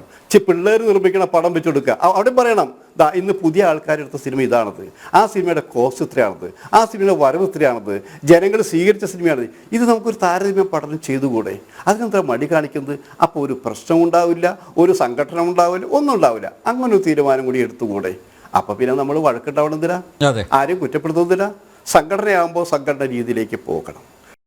മേനോൻ സാർ, ഈ താരമൂല്യം പണ്ട് സിനിമകളുടെ വിജയത്തിൻ്റെ ഒരു പ്രധാന ഘടകമായിരുന്നു. ഇപ്പോൾ താരമൂല്യം ഒരു ഫാക്ടറി അല്ല. നോക്കൂ, മുഖ്യധാര നായകന്മാർ അല്ലാത്തവർ അഭിനയിച്ച സിനിമകൾ ബോക്സ് ഓഫീസിൽ ഹിറ്റാകുന്നുണ്ട്. അപ്പോൾ താരങ്ങൾക്ക് ഡിമാൻഡ് ചെയ്യാൻ പറ്റില്ല. പക്ഷേ അവിടെ ഒരു മാറ്റം സംഭവിച്ചിട്ടുണ്ട്. പഴയതിൽ നിന്നൊരു മാറ്റം സംഭവിച്ചിട്ടുണ്ട്. അതായത് താരങ്ങൾ തന്നെ പ്രൊഡ്യൂസർമാരാകുന്നു, അവർ തന്നെ ഡിസ്ട്രിബ്യൂട്ടർമാരാകുന്നു, അവർ തന്നെ തിയേറ്റർ ഓണേഴ്സും ആകുന്നു. അപ്പോൾ ആ ഒരു അഹങ്കാരത്തിൻ്റെ പുറത്തായിരിക്കില്ലേ ഇങ്ങനെയൊക്കെ പ്രവർത്തിക്കുന്നത്? അതൊരു നല്ല കാര്യമാണ് അവരങ്ങനെ ചെയ്യുന്നത്. കാരണം കാലം തെളിയിക്കും അതിൻ്റെ പ്രത്യാഘാതം. ഇവിടെ കുറേ ഇപ്പം പ്രൊഡ്യൂസേഴ്സ് വരുന്നുണ്ട്, അവർ പടം എടുക്കുന്നു, കഷ്ടപ്പെട്ട് നഷ്ടപ്പെട്ട് തിരിച്ചു പോകുന്നു. പക്ഷേ അവർക്കുള്ളൊരാശ്വാസം കുറേ പേർക്ക് പണി കൊടുക്കുന്നു എന്നുള്ളത് മാത്രമാണ്. ഇപ്പം നമ്മൾ ആർട്ടിസ്റ്റിനെ വെച്ചിട്ടല്ല, ഇപ്പം ഞാൻ പോലും അന്ന് ആർട്ടിസ്റ്റിനെ വെച്ചിട്ടല്ല പടം എടുത്തത്. ഞാൻ പറഞ്ഞു നമുക്ക് ആർട്ടിസ്റ്റില്ല, നല്ല പടം വേണം, നല്ലതായിരിക്കണം എന്നുള്ള കഥാമൂല്യമുള്ള പടമാണ്. അങ്ങനെയാണ് ബന്ധനം. അതിൽ സുകുമാരനെ ഇൻട്രൊഡ്യൂസ് ചെയ്തു, സെക്കൻഡ് പടത്തിലുണ്ടായി. നമ്മൾ ഒരിക്കലും ആ ഒരു ആർട്ടിസ്റ്റിനെ ബേസ് ചെയ്തിട്ട്, പ്രത്യേകിച്ച് വാസേട്ടൻ എനിക്ക് 5 സ്ക്രിപ്റ്റ് എഴുതിയിട്ടുണ്ട്, ഒരിക്കലും അതൊരു ആർട്ടിസ്റ്റിനെ ബേസ് ചെയ്തിട്ടല്ല ഉണ്ടാക്കിയിട്ടുള്ളത്. പക്ഷേ ഇന്ന് അത് വളർന്ന് വേറൊരു ദിശയിലേക്ക് മാറി. താരങ്ങൾ ഭരിക്കാൻ തുടങ്ങിയതോടുകൂടി താരങ്ങളുടെ പടങ്ങളായി മാറി. അപ്പോൾ താരങ്ങളുടെ പടം കാണാൻ ആളായി. പക്ഷേ അതിന് മാറ്റം വന്നുകൊണ്ടിരിക്കുന്നു. താരങ്ങളുടെ എല്ലാ പടവും ഓടുന്നൊന്നുമില്ല. അപ്പോൾ നഷ്ടം, ഭീമമായ നഷ്ടം പ്രൊഡ്യൂസർക്ക് സഹിക്കേണ്ടി വരുന്നുണ്ട്. അപ്പോൾ അതിനിടയ്ക്ക് കുറേ ചെറിയ പടങ്ങൾ വരുന്നു. അത് 10 വരുമ്പോൾ അതിൽ 1 വിജയിക്കുന്നു, ബാക്കി നഷ്ടപ്പെടുന്നു. അത്രേ ഉള്ളൂ. പക്ഷേ അങ്ങനെ ഒരു റിസ്ക് എടുക്കാനും ഇതിനായിട്ടുള്ള നമുക്കൊരു കണ്ടിന്യൂസ് പ്രൊഡക്ഷൻ ചെയ്യാൻ സാധിക്കുമെങ്കിൽ മാത്രമേ ഇങ്ങനെയുള്ള സംരംഭങ്ങൾക്ക് മുതിരാൻ സാധിക്കൂ. ഇപ്പം ഞാനൊരു പടം എടുക്കാൻ തയ്യാറാണ്, ഒരു ചെറിയ പടം എടുക്കുന്നു. ആ പടം പൊട്ടിക്കോട്ടെ, എനിക്ക് വിരോധമല്ല. പക്ഷേ അടുത്തൊരു പടം എടുക്കാൻ എനിക്ക് ഒരു സാധ്യത ഉണ്ടായിരിക്കണം. അതില്ല. ഇതിപ്പോൾ വലിയ പടമായാലും ശരി, ചെറിയ പടമായാലും ശരി, ആ ഒരു പ്രൊഡ്യൂസർ ഒരു പടം എടുക്കുന്നുള്ളൂ. ഇന്നിപ്പോൾ തന്നെ എല്ലാവർക്കും അറിയാം, പണ്ട് ഒരുപാട് ബാനേഴ്സ് ഉണ്ടായിരുന്നു. അതിൻ്റെ പേരൊന്നും ഞാൻ ഇവിടെ പറയേണ്ട കാര്യമില്ല. ഇന്ന് ഏതെങ്കിലും ബാനറുണ്ടോ പടം എടുക്കുന്നത്? ഇന്നൊരു ബാനറില്ല. ആരാണ് പ്രൊഡ്യൂസറെന്ന് ആ പ്രൊഡ്യൂസർക്ക് പറഞ്ഞുകൂടാ. അത്ര ഒരു കണ്ടീഷനായിപ്പം വരുന്നു, ഒരു പടം എടുക്കുന്നു, അത് പകുതിയാവുന്നു, ചിലപ്പം മുഴുവനാകുന്നു, അത് സ്ഥലം വിടുന്നു. അപ്പം പിന്നീട് വരുന്നില്ല, കാണുന്നില്ല. ആ ഒരു സിറ്റുവേഷനല്ലേ ഇപ്പോൾ ഉള്ളത്. അപ്പോൾ താരാധിപത്യം എന്ന് പറയുന്നത് അത് ഇപ്പോഴത്തെ ഒരു ട്രെൻഡാണ്. എൻ്റെ വിശ്വാസം അത് കാലക്രമേണ മാറും എന്നുള്ള, മാറിയേ പറ്റൂ.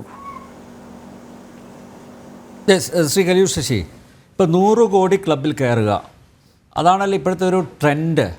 പക്ഷേ അതിലെ പൊള്ളത്തരവും ശ്രീ സുരേഷ് കുമാർ അത് മാധ്യമപ്രവർത്തകരോട് തുറന്ന് പറഞ്ഞു. ഇപ്പോൾ നോക്കൂ, മലയാളത്തിൽ നിന്ന് ആദ്യമായി ഈ 100 കോടി ക്ലബിൽ കയറിയത് പുലിമുരുകനാണ്. അപ്പോൾ അതിൻ്റെ പ്രൊഡ്യൂസർ, അദ്ദേഹത്തിന് അന്ന് KFCയിൽ നിന്നെടുത്ത വായ്പ പോലും തിരിച്ചടക്കാൻ പറ്റിയിട്ടില്ല എന്നാണ് മനസ്സിലാക്കുന്നത്. അദ്ദേഹം അതിനുശേഷം സിനിമാ രംഗത്ത് അത്രയ്ക്കങ്ങ് സജീവമായിട്ടില്ല. അപ്പോൾ ഈ കോടി ക്ലബ്ബുകളിൽ കയറുക എന്നുള്ളതിലെ ആ ഒരു യുക്തിരാഹിത്യം കൂടിയല്ലേ പുറത്തു വരുന്നത്? അത് തുറന്നു പറഞ്ഞതും താരങ്ങളെ ചൊടിപ്പിച്ചില്ലേ? കോടി ക്ലബ്ബിൽ കയറുന്നു, അതിനനുസരിച്ചാണല്ലോ ഇപ്പോൾ ഈ പ്രതിഫലം ഉയർത്തുന്നത്, അല്ലേ? അതായത് പുലിമുരുകൻ കോടി ക്ലബ്ബിൽ ആദ്യമായി കോടി ക്ലബ്ബിൽ 100 കോടി ക്ലബ്ബിൽ കയറിയെന്നൊരു പബ്ലിസിറ്റി അത് ചെയ്യപ്പെട്ടു. അത് ചെയ്തതിന് ശേഷം പിന്നെ 150 കോടിയിലേക്ക് കയറിയെന്നും രണ്ടാമത്തെ ഫേസിലുള്ള പബ്ലിസിറ്റിയിൽ വന്നു. ഇതൊക്കെ കഴിഞ്ഞ് പടം ഓടിക്കഴിഞ്ഞ ശേഷം നമ്മൾ വളരെ യാഥാർത്ഥ്യബോധത്തോടെ അദ്ദേഹത്തിൻ്റെ അടുത്ത് ചോദിച്ചു, മുളകുപാടം അദ്ദേഹത്തിന് ടോമിച്ചൻ മുളകുപാടത്തിനോട് ചോദിച്ചു, എത്ര രൂപയാണ് ഈ പടത്തിൽ ഒരു നിഷ്പക്ഷമായിട്ട് പറയാം, എത്ര രൂപയാണ് ഇതിന് കിട്ടിയിട്ടുള്ളത് നിങ്ങൾക്ക്? അദ്ദേഹം പറഞ്ഞത് 30 കോടി രൂപയാണ് എനിക്ക് ലാഭം കിട്ടിയിട്ടുള്ളത്. ലാഭം എന്ന് പറയുന്നത് നെറ്റ് ലാഭം 30 കോടി രൂപയാണ് അന്നത്തെ കാലത്ത്. അപ്പം അത് വന്ന അദ്ദേഹം അതിൻ്റെ 150 കോടി ഗ്രോസ് വന്നാലേ എത്രയും കിട്ടുള്ളൂ എന്നുള്ളത് അത് യാഥാർത്ഥ്യം വേറെ. അപ്പോൾ 150 കോടി ക്ലബ്ബിൽ വന്നു എന്ന് അങ്ങേര് പറഞ്ഞത് അത് കറക്റ്റാണ്, ഇല്ലെന്ന് പറയുന്നില്ല. അത് എല്ലായിടത്തും വരുമാനം എല്ലാം കൂടെ ചേർത്തുള്ള ഗ്രോസ് കളക്ഷനാണ് അദ്ദേഹം പറഞ്ഞത്. പക്ഷെ പിന്നീട് അതൊരു ഒരു സ്റ്റൈലായി മാറി. സാധാരണ പടങ്ങൾക്ക് കുറച്ച് ഓടിയാൽ മതി, ഉടനെ അത് 25 കോടി ക്ലബ്ബ് തുടങ്ങി 150 കോടിയിൽ പോയി നിൽക്കുന്ന ഒരു സ്ഥിതിവിശേഷം വന്നു. അങ്ങനെ ഒരു സ്ഥിതിവിശേഷം വന്നുകൊണ്ടിരുന്ന സന്ദർഭത്തിലാണ് പ്രൊഡ്യൂസേഴ്സ് അസോസിയേഷൻ ഇതിൻ്റെ ലാഭനഷ്ട കണക്കുകൾ അല്ലെന്നുണ്ടെങ്കിൽ ഇതിൻ്റെ കളക്ഷൻ പോയിൻറ്റ്സ് പ്രസിദ്ധീകരിക്കാൻ നിർബന്ധിതരായത്. ഈ ലാഭനഷ്ട കണക്കുകളും അല്ലെന്നുണ്ടെങ്കിൽ ഇതിൻ്റെ ആക്ച്വൽ കളക്ഷനും പ്രസിദ്ധീകരിക്കുക എന്നുള്ളത് പുതുമയുള്ള കാര്യമൊന്നുമല്ല. ഇത് വളരെ നേരത്തെ ചെയ്യേണ്ട ഒരു കാര്യമായിരുന്നു. ഇത് ഇന്ത്യൻ സിനിമ ഇൻഡസ്ട്രിയിൽ 40 വർഷങ്ങൾക്ക് മുമ്പ് ഹിന്ദി സിനിമയിൽ തുടങ്ങിയ ഒരു സംഭവമാണ് ട്രേഡ് ഗൈഡ് എന്ന് പറയും. അന്ന് ട്രേഡ് ഗൈഡ് എന്ന് പറഞ്ഞൊരു സംഭവത്തിൽ ആഴ്ചയിൽ ഉള്ള കളക്ഷൻ കൃത്യമായി അതിൽ രേഖപ്പെടുത്തും. ഒരു പടം പൊട്ടിയെങ്കിൽ അതിൻ്റെ കളക്ഷൻ, അല്ലെങ്കിൽ എങ്ങനെ കളക്ഷൻ രേഖപ്പെടുത്തും. അപ്പോൾ എല്ലാവരും അത് വായിച്ചു എന്താണ് പടത്തിൻ്റെ കളക്ഷൻ, എന്താണ് പടത്തിൻ്റെ മുടക്ക് മുതൽ, ഇതെല്ലാം കൃത്യമായിട്ട് അറിയാം. അത് വന്നുകൊണ്ടിരുന്ന ഒരു കാലഘട്ടം ഉണ്ടായിരുന്നു. അത് കഴിഞ്ഞ് തമിഴിൽ അത് ഫോളോ ചെയ്തു. മലയാളത്തിൽ മാത്രം നിർഭാഗ്യവശാൽ ഇതുവരെ വന്നില്ല. ഇപ്പോൾ ആദ്യമായിട്ടാണ് ഇങ്ങനെ പറയുന്നത്. ഇത് തുടരണം, ഇത് തുടർന്നുകൊണ്ടേ പോകണം എന്ന് തന്നെയാണ് എനിക്ക് പറയാനുള്ളത്. പിന്നെ ഒന്ന് ഈ ലാഭം നേരത്തെ പറഞ്ഞതുപോലെ ഞാൻ പ്രൊഡക്ഷൻ എക്സിക്യൂട്ടീവ് ആയിരുന്നു. 12 ദിവസം കൊണ്ട് തീർക്കുമായിരുന്നു ഒരു സിനിമയുടെ ഷൂട്ടിങ്. അത് പിന്നീട് 15ആയി, അത് 25ആയി. കുറേ നാൾ നിന്നു, 25 ദിവസം ഷൂട്ടിങ്. അതാണ് ഒരു കോമൺ ആയിട്ട് എല്ലാ സിനിമയിലും ഷൂട്ടിങ്ങാണ്. 30 ദിവസം, 25 മുതൽ 30 ദിവസം വരെ. അതാണ് ഇന്ന് 150 ദിവസത്തിൽ. അന്ന് ചെലവെത്രയായിരുന്നു? അന്ന് 25 ദിവസം. അന്ന് ഈ 25 ദിവസമോ അല്ലെങ്കിൽ 30 ദിവസമോ വരുന്നത് ഒരു 10,000 ആണ് ചിലവ്, അത്രേ വരുന്നുള്ളൂ. ഇന്ന് അതിന് പകരം ലക്ഷങ്ങളാണ്. ഒരു ദിവസം ചിലവാകുന്നത് ഏതാണ്ട് 25 ലക്ഷം രൂപ മിനിമം വേണമെന്നാണ് ഇപ്പോൾ ഞാൻ അറിയുന്നത്. ഒരു ദിവസത്തെ ഇത് ചിലവെന്ന് പറയുന്നത് 25 ലക്ഷം. 150 ദിവസം അല്ലെങ്കിൽ 100 ദിവസം ഷൂട്ട് ചെയ്താലുള്ള ഇതൊന്നും സ്ഥിതിയൊന്നും ആലോചിച്ച് അപ്പോൾ എങ്ങനെയാണ് കോസ്റ്റ് കൂടാതിരിക്കുക? അപ്പോൾ ഇതൊക്കെ ഇതിൻ്റെ ഒരു ഘടകം തന്നെയാണ്. ഇതിൻ്റെ അച്ചടക്കമില്ല. മലയാള സിനിമയിൽ സാമ്പത്തിക അച്ചടക്കം കൊണ്ടുവന്നേ പറ്റൂ. അത് സാമ്പത്തിക അച്ചടക്കം കൊണ്ടുവരണമെന്നുണ്ടെങ്കിൽ ഈ പറയുന്നത് പോലെ അതിൽ അഭിനയിക്കുന്ന നടീനടന്മാരും താരങ്ങളും എല്ലാം ഒത്തു സഹകരിച്ച് പോയാൽ മാത്രമേ ഇതിനൊരു അച്ചടക്കം കൊണ്ടുവരാൻ പറ്റുള്ളൂ. ഈ സാമ്പത്തിക അച്ചടക്കമാണ് മെയിനായിട്ട്. സാമ്പത്തിക അച്ചടക്കം കൊണ്ടുവന്നേ സാധിക്കൂ. സാമ്പത്തിക അച്ചടക്കം കൊണ്ടുവരാതെ ഇങ്ങനെ സിനിമ എടുത്ത് നശിച്ചുകൊണ്ടിരിക്കും. ഒരു ഭാഗത്ത് പ്രൊഡ്യൂസേഴ്സ് നശിച്ചുകൊണ്ടിരിക്കുകയാണ് യഥാർത്ഥത്തിൽ. ഇതൊന്നും അറിയുന്നില്ല അവർ. ഈ ആർട്ടിസ്റ്റുകൾ എന്താ പറയുന്നത്, നിങ്ങൾ എന്നെ വെച്ച് എനിക്ക് ഇത്രയും പൈസ തരാൻ പറ്റില്ല, എന്നെ വെച്ച് സിനിമ എടുക്കണ്ട എന്ന് ചുമ്മാ അങ്ങ് പറയാമെന്നുള്ളത് ഒഴിച്ചാൽ ഇവരെല്ലാം അങ്ങനെ പറയാണ്ട ഒരു സ്ഥിതിയിൽ എത്തി നിൽക്കുന്ന ആരെ കൊണ്ടാണ്? ഇവിടുത്തെ നിർമ്മാതാക്കളെ കൊണ്ടാണ്. ആ നിർമ്മാതാക്കളെല്ലാം ഇന്ന് കുത്തുവാള എടുത്തിരിക്കുന്നു എന്ന് ഒരു മിനിറ്റെങ്കിലും എല്ലാവരും ചിന്തിക്കട്ടെ. വേദന കൊണ്ട് പറയുകയാണ്. എത്രയോ നിർമ്മാതാക്കൾ, എത്രയോ നിർമ്മാതാക്കൾ കിടപ്പാടം പണയം വെച്ച് കിടപ്പാടമില്ലാതെ, എനിക്കറിയാം തിരുവനന്തപുരത്ത് എത്രയോ നിർമ്മാതാക്കൾ കിടപ്പാടമില്ലാതെ വാടക വീടുകളിൽ കഴിയുന്ന ആഹാരത്തിന് അറ്റയ്ക്ക് ബുദ്ധിമുട്ടുന്ന നിർമ്മാതാക്കളെ ഞാൻ പലപ്പോഴും കണ്ടുമുട്ടാറുണ്ട്. അപ്പോൾ ഇവരെല്ലാം പറ്റി ചിന്തിക്കണം നമ്മൾ. അപ്പോൾ അങ്ങനെ ഒരു സ്ഥിതിവിശേഷം വീണ്ടും ഉണ്ടാവാതിരിക്കണമെങ്കിൽ ഈ കൂട്ടുത്തരവാദിത്വത്തോടുകൂടി പെരുമാറണം. അപ്പോൾ ഈ കൂട്ടുത്തരവാദിത്വം എന്ന് പറയുന്ന അതാണ് സുരേഷ് കുമാർ ഒരു പത്രസമ്മേളനം വഴി അസോസിയേഷന് പ്രതിനിധിയായി അസോസിയേഷൻ തീരുമാനങ്ങളനുസരിച്ച് അസോസിയേഷൻ പറഞ്ഞതനുസരിച്ച് അദ്ദേഹം എല്ലാവരോടും ഉണർത്തിച്ചത്. അത് മഹാ അപരാധമായി പോയി എന്നുള്ള ഒരു മട്ടിലാണ് പിന്നീടുള്ള പ്രചാരണങ്ങളല്ല. നേരത്തെ സുരേഷ് കുമാർ അടുത്തൊരു ഇൻ്റർവ്യൂവിൽ പറയുന്നത് കേട്ടു, ഇതുപോലെ തമ്മിൽ അടിപ്പിക്കാൻ വേണ്ടി ഒരു വിഭാഗം ഇങ്ങനെ നിൽക്കുന്ന ഉണ്ട്. അത് സത്യമാണത്, അത് വളരെ സത്യമാണ്. ഒരു വിഭാഗം, പ്രബല വിഭാഗം എന്ന് തന്നെ പറയാം. പേര് പറയുന്നില്ല, പേരറിയാം, മുന്നിൽ വന്നാൽ ചൂണ്ടിക്കാണിച്ചു തരാം എന്ന് പറയുന്ന പോലെയാണ്. അതുകൊണ്ട് അവരെല്ലാവരും കൂടി ഇതെങ്ങനെയെങ്കിലും ഒന്ന് തട്ടി പിരിഞ്ഞ് എല്ലാവരും അടിച്ച് പിരിയണം എന്നുള്ളവർ, അതായത് നിർമ്മാതാക്കളുടെ സംഘടന അല്ലെങ്കിൽ ഫിഫ്കയുമായിട്ടും അടിച്ചു പിരിയണം, തിയേറ്ററുകാരുമായിട്ട് അടിച്ചു പിരിയണം, അമ്മയുമായിട്ട് അടിച്ചു പിരിയണം എന്ന് ആഗ്രഹിക്കുന്ന ഒത്തിരി ഒരു വിഭാഗം ഇവിടെ ഉണ്ട്. അവരെല്ലാവരും കൂടെയാണ് ഇതിന് ഊതി പെരുപ്പിച്ച് ഇപ്പോഴത്തെ സ്ഥിതിവിശേഷമായിരുന്നു. നേരം വിളിച്ച പത്രത്തിനാണ് സിനിമാ തർക്കം മുറുകുന്നു. എന്ത് തർക്കം? ഇവിടെ തർക്കമൊന്നുമില്ല. ഇവിടെ നേരിടുന്ന പ്രശ്നങ്ങൾക്കെതിരെ ഒന്ന് എന്തെങ്കിലും ഒരു സൊല്യൂഷൻ കണ്ടെത്താൻ വേണ്ടിയുള്ള ഓട്ടത്തിലാണ്. അത് സൊല്യൂഷൻ കണ്ടെത്താൻ വേണ്ടിയുള്ള ശ്രമത്തിൻ്റെ ഭാഗമായിട്ടാണ് ഇത് ഇവിടെ ചിത്രീകരണവും മറ്റു കാര്യങ്ങളെല്ലാം ജൂൺ 1 മുതൽ നിർത്തിവെക്കാം എന്ന് പൊതുവായി എല്ലാവരും കൂടെ എടുത്ത തീരുമാനമാണ്. ആ എടുക്കുന്ന തീരുമാന ദിവസം നമ്മൾ ഇത് ആന്റണി പെരുമ്പാവൂരിനെയും അറിയിച്ചിരുന്നു ആ യോഗത്തിനെത്താനായിട്ട്. പക്ഷേ അദ്ദേഹത്തിന് നിർഭാഗ്യവശാൽ അദ്ദേഹത്തിന് എത്താൻ കഴിഞ്ഞില്ല. അതുകൊണ്ടായിരിക്കണം അദ്ദേഹം പറഞ്ഞ് ഇതെല്ലാം സുരേഷ് കുമാറിനെ ആര് ചുമതലപ്പെടുത്തി എന്നുള്ളത്. അദ്ദേഹം അറിഞ്ഞില്ല, അതുകൊണ്ടായിരിക്കാം പറയുന്നത്. ആ യോഗമാണ് ചുമതലപ്പെടുത്തിയത് സുരേഷ് കുമാറിന്, ഇത് പത്രക്കാരോട് പറയാനായിട്ട്. അതാണ് ആ കടമയാണ് അയാൾ ചെയ്തത്. അല്ലാതെ സ്വന്തമായിട്ട് സുരേഷ് കുമാർ സ്വന്തമായിട്ട് തീരുമാനിച്ച് പറയാണ് ഇവിടെ നാളെ ജൂൺ 1 സമരം, ഇങ്ങനെയല്ലല്ലോ തീരുമാനിച്ചു. എല്ലാവരും കൂട്ടായ ഒരു ശ്രമത്തിൻ്റെ ഭാഗമായാണ്. ഇവിടെ അസോസിയേഷൻ എല്ലാം ഒറ്റക്കെട്ടാണ്, എല്ലാവരും ഒറ്റക്കെട്ടാണ്, എല്ലാ അസോസിയേഷനും ഒറ്റക്കെട്ടാണ്. അമ്മയുമായിട്ടും ഒരു ഭിന്നിപ്പോ ഒരു ഇതില്ല, ഫിയോക്കുമായിട്ടുമില്ല, ഡിസ്ട്രിബ്യൂട്ടേഴ്സുമായിട്ടില്ല, പ്രൊഡ്യൂസേഴ്സുമായിട്ടില്ല, ആരുമില്ല. എല്ലാവരും ഒരു ഇതിൽ പോകുന്ന ആൾക്കാരാണ്. എല്ലാവരും സിനിമ നല്ലതായിരിക്കണമെന്ന് ചിന്തിക്കുന്ന ആളാണ്. അത് മോഹൻലാൽ പോസ്റ്റിന് താഴെ എഴുതിയിരുന്ന പോലെ എനിക്ക് ഓർമ്മ വരുന്നു, നമ്മൾ സിനിമയ്ക്ക് വേണ്ടി ഒപ്പം നിൽക്കാം എന്ന് പറഞ്ഞ പോലെ അങ്ങനെ നിൽക്കണം എന്നാണ് എനിക്ക് പറയാനുള്ളത്. പക്ഷെ അദ്ദേഹം ആന്റണി പെരുമ്പാവൂരിന്റെ പോസ്റ്റ് ഷെയർ ചെയ്ത് അങ്ങനെ ഒരു കമന്റ് പറഞ്ഞത് ശരിയാണോ? അത് അദ്ദേഹത്തിന് സ്വതന്ത്രമായ ഒരു നിലപാട് എടുക്കാമല്ലോ. അപ്പോൾ സ്വാഭാവികമായിട്ട് അദ്ദേഹം എൻഡോസ് ചെയ്യല്ലേ. ആന്റണി പെരുമ്പാവൂർ പറഞ്ഞതാണ് ശരിയെന്ന് അദ്ദേഹം അങ്ങനെ ഒരു നിലപാടിൽ എത്തുകയല്ലേ? അല്ല, അത് അദ്ദേഹം തൽക്കാലം അത് ഒരിട്ടെന്നുള്ളതേ ഉള്ളൂ. അതായത് ഈ വരും വരായികളെ പറ്റിയൊന്നും ഒരുപാട് ചിന്തിക്കുന്ന ആളൊന്നും അല്ല മോഹൻലാൽ, എനിക്കറിയാമെന്നല്ലോ. വരും വരായികളെ പറ്റിയിട്ടും ഒരുപാട് കാര്യങ്ങളൊന്നും ചിന്തിച്ചൊന്നുമല്ല. അദ്ദേഹം കൊടുത്ത് പോസ്റ്റ് ചെയ്തു. പക്ഷേ അതിൻ്റെ താഴെ ആവാജം എനിക്ക് ഇഷ്ടപ്പെട്ടു, നമുക്കൊപ്പം സിനിമയ്ക്കൊപ്പം നിൽക്കാമെന്ന് പറഞ്ഞ പോലെ. അപ്പോൾ എല്ലാവരും സിനിമയ്ക്കൊപ്പം നിൽക്കണം എന്നുണ്ടെങ്കിൽ എല്ലാവരും സഹകരിച്ച് പ്രവർത്തിച്ചാൽ. ജി സുരേഷ് കുമാർ പറഞ്ഞതും ആത്യന്തികമായിട്ട് അതിൻ്റെ ഒരു ക്രക്സ് എന്ന് പറയുന്നത് എല്ലാവരും ഒറ്റക്കെട്ടായി നിൽക്കണം. അദ്ദേഹം ഇന്നും ആവർത്തിച്ചത് വ്യക്തമാക്കി, കൂട്ടുത്തരവാദിത്തം വേണം. സിനിമ ഇവിടെ നിലനിൽക്കണമെങ്കിൽ കൂട്ടുത്തരവാദിത്തം അനിവാര്യമാണ്, അല്ലേ? മോഹൻലാലും അത് പറഞ്ഞിരിക്കും. അത് മോഹൻലാൽ അത് തന്നെയാണ് പറഞ്ഞിരിക്കുന്നത്, സിനിമയ്ക്കൊപ്പം നിൽക്കണമെന്ന്. ഇപ്പം നമ്മളെ ഇവിടെ ഈ റെമ്യൂണറേഷൻ എല്ലാവരും കുറയ്ക്കണമെന്ന് പറയുന്ന എല്ലാവരും അങ്ങോട്ട് കുറയ്ക്കണമെന്നല്ല, കുറയ്ക്കേണ്ടത് അവരുടെ തീരുമാനമാണ്. കൊടുക്കണോ വേണ്ടിയെന്ന് നമുക്കും തീരുമാനിക്കാവുന്നതാണ്. ഒരു നിർമ്മാതാവ് കൊടുക്കാൻ പറ്റില്ലെന്നുണ്ടെങ്കിൽ ആ ആർട്ടിസ്റ്റ് വെച്ച് ഷൂട്ട് ചെയ്യണ്ട.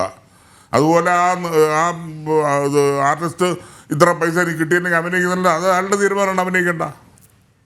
അതുപോലെയാണ് അതൊക്കെ ഉള്ളിൽ തീരുമാനിക്കേണ്ട കാര്യങ്ങളാണിത്. ഇതൊക്കെ യഥാർത്ഥത്തിൽ ഇതിനൊന്നും ഊതി പെരുപ്പിച്ച് വലിയ സംഭവമാക്കി എടുക്കേണ്ട കാര്യമില്ല. അതിലമ്മ ഇരിക്കുന്നവർ കുറച്ചുകൂടി പക്വതയായിട്ട് മറുപടി പറയണമെന്ന് ഞാൻ വീണ്ടും ആവർത്തിക്കുകയാണ്.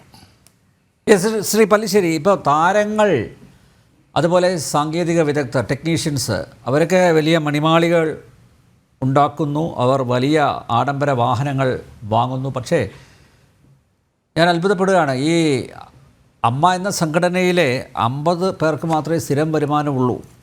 മറ്റുള്ളവരൊരു സ്കൂട്ടറെങ്കിലും വാങ്ങണ്ടേ, അല്ലെങ്കിൽ ഒരു ചെറിയൊരു വീട് ഒറ്റമുറിയെങ്കിലും വാങ്ങണ്ടേ, അങ്ങനെയുള്ളൊരു ആഗ്രഹം അവർക്കൊക്കെ ഉണ്ടാവില്ലേ? അല്ലേ? അതിനനുസൃതമായിട്ടുള്ള ഒരന്തരീക്ഷം സിനിമയിൽ ഉണ്ടാവണം എന്ന് അദമ്യമായി ആഗ്രഹിക്കുന്നു. അത് ചിലർ തുറന്ന് പറയുന്നു. അതിനെയാണ് ഏറ്റവും വലിയ അപരാധമായിട്ട് ഇവിടെ ചിത്രീകരിച്ചിരിക്കുന്നത്.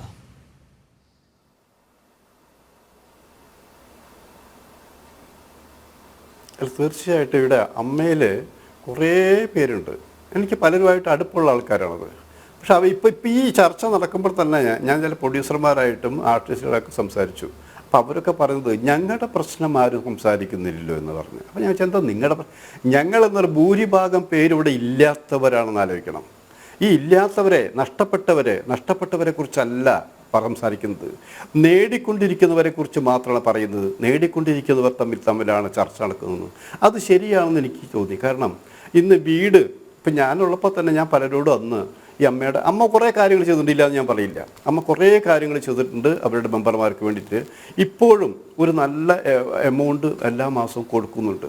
അത് കൂടുതലാണോ കൂട്ടണോ എന്നുള്ള അവർ തീരുമാനം. എന്തായാലും വേറൊരു ഇൻഡസ്ട്രിയും ചെയ്യാത്ത രീതിയിൽ ഒരു തനിച്ച് ഒരു അമ്മ എന്നുള്ള സംഘടന മാസം ഇത്രായിരം രൂപ വെച്ചുകൊണ്ട് ഇന്ന ആൾക്കാർക്ക് കൊടുക്കുന്നുണ്ടെന്ന് പറഞ്ഞാൽ ഒരു മാസം കോടികളാണ് അതിന് വേണ്ടി വരുന്ന തുക എന്ന് ആലോചിക്കണം. അതൊരു നല്ല കാര്യം തന്നെയാണ്. പിന്നെ അത്യാവശ്യം ചിലർക്ക് വീടുകൾ വെച്ച് കൊടുക്കുന്നുണ്ട്. പക്ഷെ ഞാൻ മുൻപ് അവരോട് പറഞ്ഞിട്ടുണ്ട്, ഇത് മാത്രം പോരാ, ഇതൊരു വലിയ തുകയല്ല. ഈ തുക കുറച്ചും കൂടി നിങ്ങൾ വർദ്ധിക്കണം. അതിന് വേണ്ടത് കൂടുതൽ പടങ്ങളുടെ എണ്ണമുള്ളവർ പ്രതിഫലം കൂടുതൽ ഇത്ര ശതമാനം അമ്മയ്ക്ക് കൊടുക്കണമെന്ന് അന്ന് ഞാൻ പറഞ്ഞിരുന്നു. അവരിപ്പോൾ ഞാൻ പറയുമ്പോൾ ഒരു മാധ്യമ പ്രവർത്തകർ മാത്രമാണ്, നിനക്കെന്താണ് പറയാനുള്ള അധികാരം ചോദിച്ചാൽ ഒന്നും പറയാനില്ല. പക്ഷേ അവർ ചെയ്യുന്നുണ്ടോ ഇല്ലയോ എന്ന് എനിക്കറിയാൻ പറ്റില്ല. അതുകൊണ്ട് നിങ്ങൾ ഇന്ന് ചർച്ച ചെയ്യുമ്പോൾ ഈ പ്രൊഡ്യൂസർമാർ എല്ലാവരും വട്ടമേശ ഈ സിനിമ ഒരു വലിയ ഗൗരവമുള്ള പ്രശ്നമായിട്ട് എനിക്ക് തോന്നുന്നില്ല. അപ്പോൾ വേറെ തമാശ പറയട്ടെ, ഇന്ന് സുരേഷ് കുമാറിനെ കുരിശേറ്റുന്ന ആൾക്കാർ അടുത്ത സിനിമ മോഹൻലാലിനെ വെച്ചിട്ട് സുരേഷ് ചെയ്യില്ല എന്ന് നമുക്ക് ഉറപ്പ് പറയാൻ പറ്റുമോ? ഇത്രയുള്ള ബന്ധങ്ങൾ, ഇത് ചെറിയ ചെറിയ കാര്യങ്ങളാണ്. സുരേഷിന് വേണ്ടി അല്ല എന്നാലോചിക്കണം. ഒരാൾ ചുമതലപ്പെടുത്തി അയാൾ പറഞ്ഞു കഴിഞ്ഞു. ഇപ്പോൾ മോഹൻലാൽ ആൻ്റണിയുടെ അന്നേ കൊടുത്ത കാര്യം 25 വർഷം അവിടെ ആലോചിക്കണം. 25 വർഷം ഒരു പ്രൊഡ്യൂസർ മോഹൻലാലിനെ മാത്രം നായകനാക്കി ചെയ്ത സിനിമകളാണത്. അത് മറ്റേതെങ്കിലും ലാംഗ്വേജിലുണ്ടോ? പക്ഷെ എന്തുകൊണ്ടാണ് അങ്ങനെ ചെയ്തതെന്ന് ആലോചിക്കണം. അപ്പോൾ അങ്ങനെ ചെയ്തതെന്ന് വെച്ചാൽ അവർ തമ്മിലുള്ള റിലേഷൻഷിപ്പാണത്. അവർ തമ്മിൽ ചില പടങ്ങൾ വിജയിക്കാറുണ്ട്, ചിലത് അത്യാവശ്യം പരാജയപ്പെടാറുണ്ട്. പക്ഷെ വമ്പൻ പരാജയങ്ങൾ വരുമ്പോൾ, പരാജയം ഏറ്റെടുക്കുമ്പോൾ വേദനയുണ്ടായിരിക്കും. ആ കോടികളാണ് നഷ്ടം എന്ന് ആലോചിക്കണം.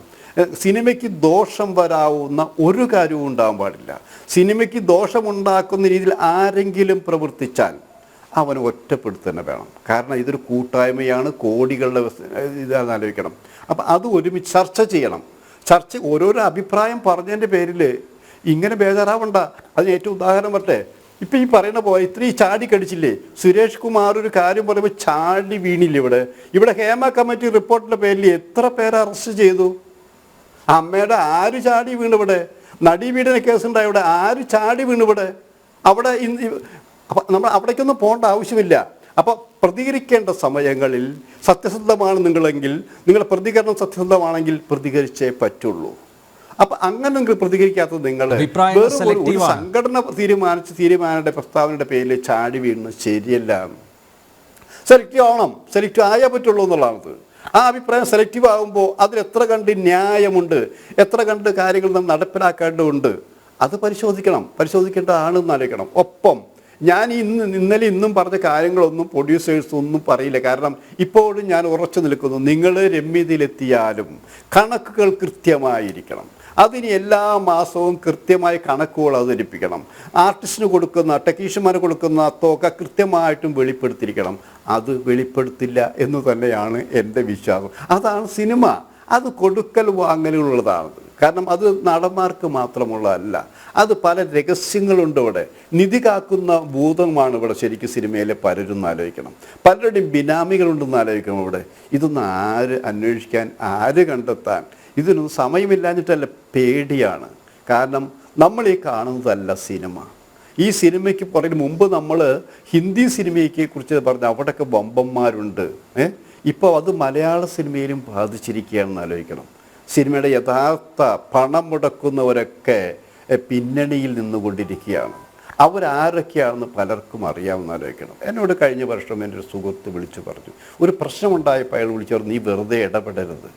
കാരണം ഇതിന് പണം മുടക്കുന്ന ആൾക്കാർ ഇത് ബാംഗ്ലൂരിലൊരു ലോബിയാണുള്ളതെന്ന് ആലോചിക്കണം. ഇതിൻ്റെ കാര്യമല്ല, ആ ലോബി അവൻ നിന്നെ വേണമെങ്കിൽ ഇന്ന് രാത്രി വേണമെങ്കിൽ ഇല്ലാതാക്കാനുള്ള എല്ലാ ശക്തികളും അവരുടെ കയ്യിലുണ്ട് എന്ന് എന്നോട് പറഞ്ഞു. അത് ശരിയായിരുന്നാണ്. പക്ഷേ ഞാൻ ഇത്രേ പറഞ്ഞിട്ടുള്ളൂ, ഒരാളെ കൊല്ലാൻ വേണ്ടി നിങ്ങൾ ഇത്രയും ഇതെടുക്കേണ്ട ആവശ്യമില്ല. എന്നെ കൊന്നുകൊണ്ട് ഒരു പ്രശ്നങ്ങൾ തീരില്ല. ഇവിടെ കൊലപാതകമല്ല പ്രശ്നങ്ങൾ രമ്യമായി പരിഹരിക്കേണ്ടതാണ്, രമ്യമായി പരിഹരിക്കണം എന്നുള്ളതാണ്. അത് ഒരാൾക്ക് മാത്രം സ്വത്ത് സമ്പാദിച്ചു കൂട്ടാൻ, ഒരാൾക്ക് മാത്രമാണ് ഇതെല്ലാം വാരിക്കൂട്ടാൻ, അങ്ങനെ ഒരു ആഗ്രഹം പാടില്ല എന്നാലോചിക്കണം. ഇപ്പോൾ ഇവിടെ ചർച്ചയിൽ പങ്കെടുക്കും ബിബി കെ മേനോൻ പറയും, എനിക്ക് ഏറ്റവും വിഷമം തോന്നാൻ കാരണം ബിബി കെ മേനോൻ ഞങ്ങളൊക്കെ ലൊക്കേഷൻ ശരിക്കും ഒരു നല്ല പ്രൊഡ്യൂസറായിട്ട് അങ്ങനെ ആ വേഷമുണ്ട്. ഇന്നൊരു പ്രൊഡ്യൂസർക്ക് ഏത് പ്രൊഡ്യൂസർക്കാണ് ഒരു കസേര കൊടുക്കുന്നത്? ഞാനൊരു ലൊക്കേഷൻ ചെന്നപ്പോൾ ഒരു പ്രൊഡക്ഷൻ എക്സിക്യൂട്ടീവിനോട് ഒരു പ്രൊഡ്യൂസർ ചായ ചോദിച്ചപ്പോൾ ചായ കൊടുത്തില്ല എന്നാലോചിക്കണം. അപ്പോൾ അവസാനം ഞാനിതിൻ്റെ പ്രൊഡ്യൂസറിൻ്റെ സുഹൃത്തെ, ഞാൻ കോടികൾ ചെലവഴി. അതാണ് ഇന്നത്തെ പ്രൊഡ്യൂസർമാരുടെ സ്ഥിതി എന്നാലോചിക്കണം. ഇവിടെ തീരുമാനമെടുക്കുന്നത് പ്രൊഡ്യൂസറല്ല. അപ്പോൾ പ്രൊഡ്യൂസർമാരുടെ ശബ്ദം അവിടെ ഉണ്ടാവണം. നിങ്ങൾക്ക് ശബ്ദമില്ലെങ്കിൽ പിന്നെ ഈ ശബ്ദം നിങ്ങൾ എന്തിനാണ് വാടകയ്ക്ക് കൊടുക്കുന്നത്? നിങ്ങളുടെ ശബ്ദമാണ് ഇവിടെ ഉയർന്നു കേൾക്കേണ്ടത്. പറയണമെന്ന് പറയുക. ചെറിയൊരു ഉദാഹരണം കൂടി. ഇപ്പോൾ നടന്മാരെ നമ്മൾ തേടി പോകാന്നല്ലേ പറഞ്ഞിരിക്കുന്നത്. ഇപ്പോൾ ഒരു വടക്കൻ വീരഗാഥ എന്ന്, അത് എനിക്ക് സത്യസന്ധ നേരിട്ടുള്ള വടക്കൻ വീരഗാഥ എന്നുള്ള സിനിമ എടുക്കുന്ന സമയമാണെന്ന് ആലോചിക്കണം. ഇപ്പം ഞാൻ കണ്ട ഇവ അപൂർവം നട്ടലുള്ള സംവിധായകരിലൊരാൾ ഹരിഹരനാണത്. അപ്പോൾ ഹരിഹരൻ MTയും കൂടി PVGയും കൂടി ആ സിനിമ എടുക്കാൻ തീരുമാനിച്ചപ്പോൾ അതിൽ മമ്മൂട്ടിയൊന്നും തീരുമാനിച്ചിരുന്നില്ല. കാരണം മമ്മൂട്ടി ആ സിനിമയിൽ ഇല്ലായിരുന്നു എന്ന് ആലോചിക്കണം. അതിന് വേറൊരു കാരണമുണ്ട്. ഹരിഹരൻ്റെ ഒരു സിനിമ വികടകവി എന്നുള്ള സിനിമ, വികടകവി സിനിമയിൽ മമ്മൂട്ടി അഭിനയിച്ചു കൊണ്ടിരിക്കുന്നത് മുങ്ങിയിട്ട് ക്ലൈമാക്സിൽ വന്നില്ല എന്നാലോചിക്കണം. അത് പിന്നെ അയാൾ തിരിച്ചൊന്നും എടുത്തില്ല. ഹരിഹരൻ്റെ സെറ്റ് അങ്ങനെയാണത്. പോയി കഴിഞ്ഞാൽ രണ്ടാമത് തിരിച്ചെടുക്കില്ല, ആൾ മാറ്റി നിർത്തി സിനിമ എടുത്തു ചെയ്തു. പിന്നീട് ഹരിഹരൻ്റെ പടത്തിലൊന്നിലും മമ്മൂട്ടി ഇട്ടില്ല എന്നാലോചിക്കണം. ഈ വീരഗാഥ എടുക്കുന്ന സമയത്ത് മമ്മൂട്ടി ഞങ്ങൾ അടുപ്പമുള്ളത് കൊണ്ട് തന്നെ ഞാനാണ് ഇടപെട്ടതെന്ന് ആലോചിക്കണം. അതന്ന് റെക്കോർഡ് ചെയ്തിട്ടുള്ള കാര്യമാണ്. ഇൻ്റർവ്യൂ എടുപ്പിച്ച് ആലോചിക്കണം. പിന്നീടാണ് വീരഗാഥയിലേക്ക് വന്നതെന്ന് ആലോചിക്കണം. ആ വീരയിൽ വന്നു. അപ്പോൾ സംഭവം നന്നായി ചെയ്തിട്ടൊക്കെ ശരിയാണത്. അപ്പോൾ എല്ലാ കാര്യത്തിനും ഈ ആർട്ടിസ്റ്റിനെ സമീപിക്കുന്നുള്ള രീതി ശരിയല്ല. നല്ല റോളുകൾ വേണമെങ്കിൽ അവർക്ക് തേടി കൊടുക്കേണ്ടി വരും, പൈസ കൊടുക്കേണ്ടി വരും. ഈ മമ്മൂട്ടി ആയാലും മോഹൻലാലായാലും പ്രതിഫലം കുറച്ച് ചെയ്തിട്ട് നല്ല സിനിമ, അത് നമ്മൾ നിഷേധിക്കുന്നില്ല. പക്ഷേ ഇപ്പം അവരൊക്കെ വമ്പൻ പ്രൊഡ്യൂസർമാരായി തീർന്നിരിക്കുകയാണ്. അതാണ് പ്രശ്നങ്ങൾ. ആർക്ക് വേണമെങ്കിൽ സിനിമ എടുക്കാം, വേണ്ടാന്ന് പറയുന്നില്ല. പക്ഷേ നിങ്ങളെയൊക്കെ ഊട്ടി വളർത്തിയതിന് ശേഷം അത് വീതം വെക്കുന്നതിന് പകരം നിങ്ങൾ മാത്രം കൈയടക്കി എൻ്റെ കെയർ ഓഫിൽ വിറ്റ് പോകുമ്പോൾ അത് കുറച്ച് വിഷമില്ലേ? ആ സ്ഥാനത്ത് എന്താ, നിങ്ങൾ ഒരു വർഷം 5 പടം ചെയ്യുന്നുണ്ടെങ്കിൽ 4 പടം ഡേറ്റ് കൊടുക്കൂ, ഒരു പടം നിങ്ങൾ ചെയ്യൂ. അത് ചെയ്യുന്നില്ല. ഇവിടെ ഈ സൂപ്പർ സ്റ്റാറുകളെയൊക്കെ ഇവിടെ എത്തിച്ചത് ആരാണ് അല്ലേ? 1, 2, 3 പ്രൊഡ്യൂസർമാർ വഴിയാണല്ലോ അവരൊക്കെ ഈ ഫീൽഡിൽ എത്തിയത്. അവരാരും വീട്ടിൽ നിന്നുള്ള പണം എടുത്തിട്ടല്ലല്ലോ സിനിമ പിടിച്ചത്.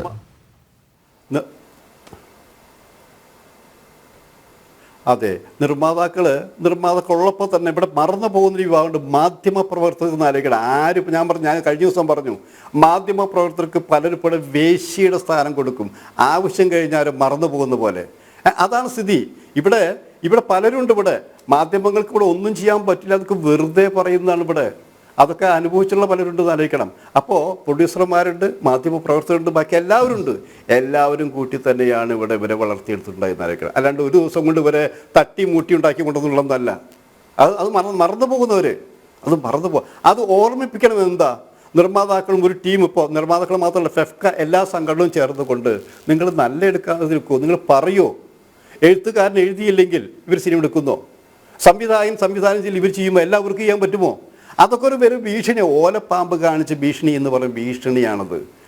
നിങ്ങൾ തീരുമാനമെടുക്കുക, ഞങ്ങൾ എഴുതുന്നില്ല തൽക്കാലം, ഞങ്ങൾ സംവിധാനം ചെയ്തില്ല തൽക്കാലം, ഞങ്ങൾ പ്രദർശിപ്പിക്കുക. ഇതൊക്കെ തീരുമാനം എടുത്തു കഴിഞ്ഞാൽ നടപ്പിലാവില്ലേ? അപ്പം അത് പറയാനുള്ള ശബ്ദത്തിൽ വരുമ്പോൾ നമ്മൾ മയപ്പെടുത്തരുത്. ഇപ്പം ഞാനിപ്പോൾ ശശി എൻ്റെ ഒരു നല്ല സുഹൃത്താണ് കല്യൂശി.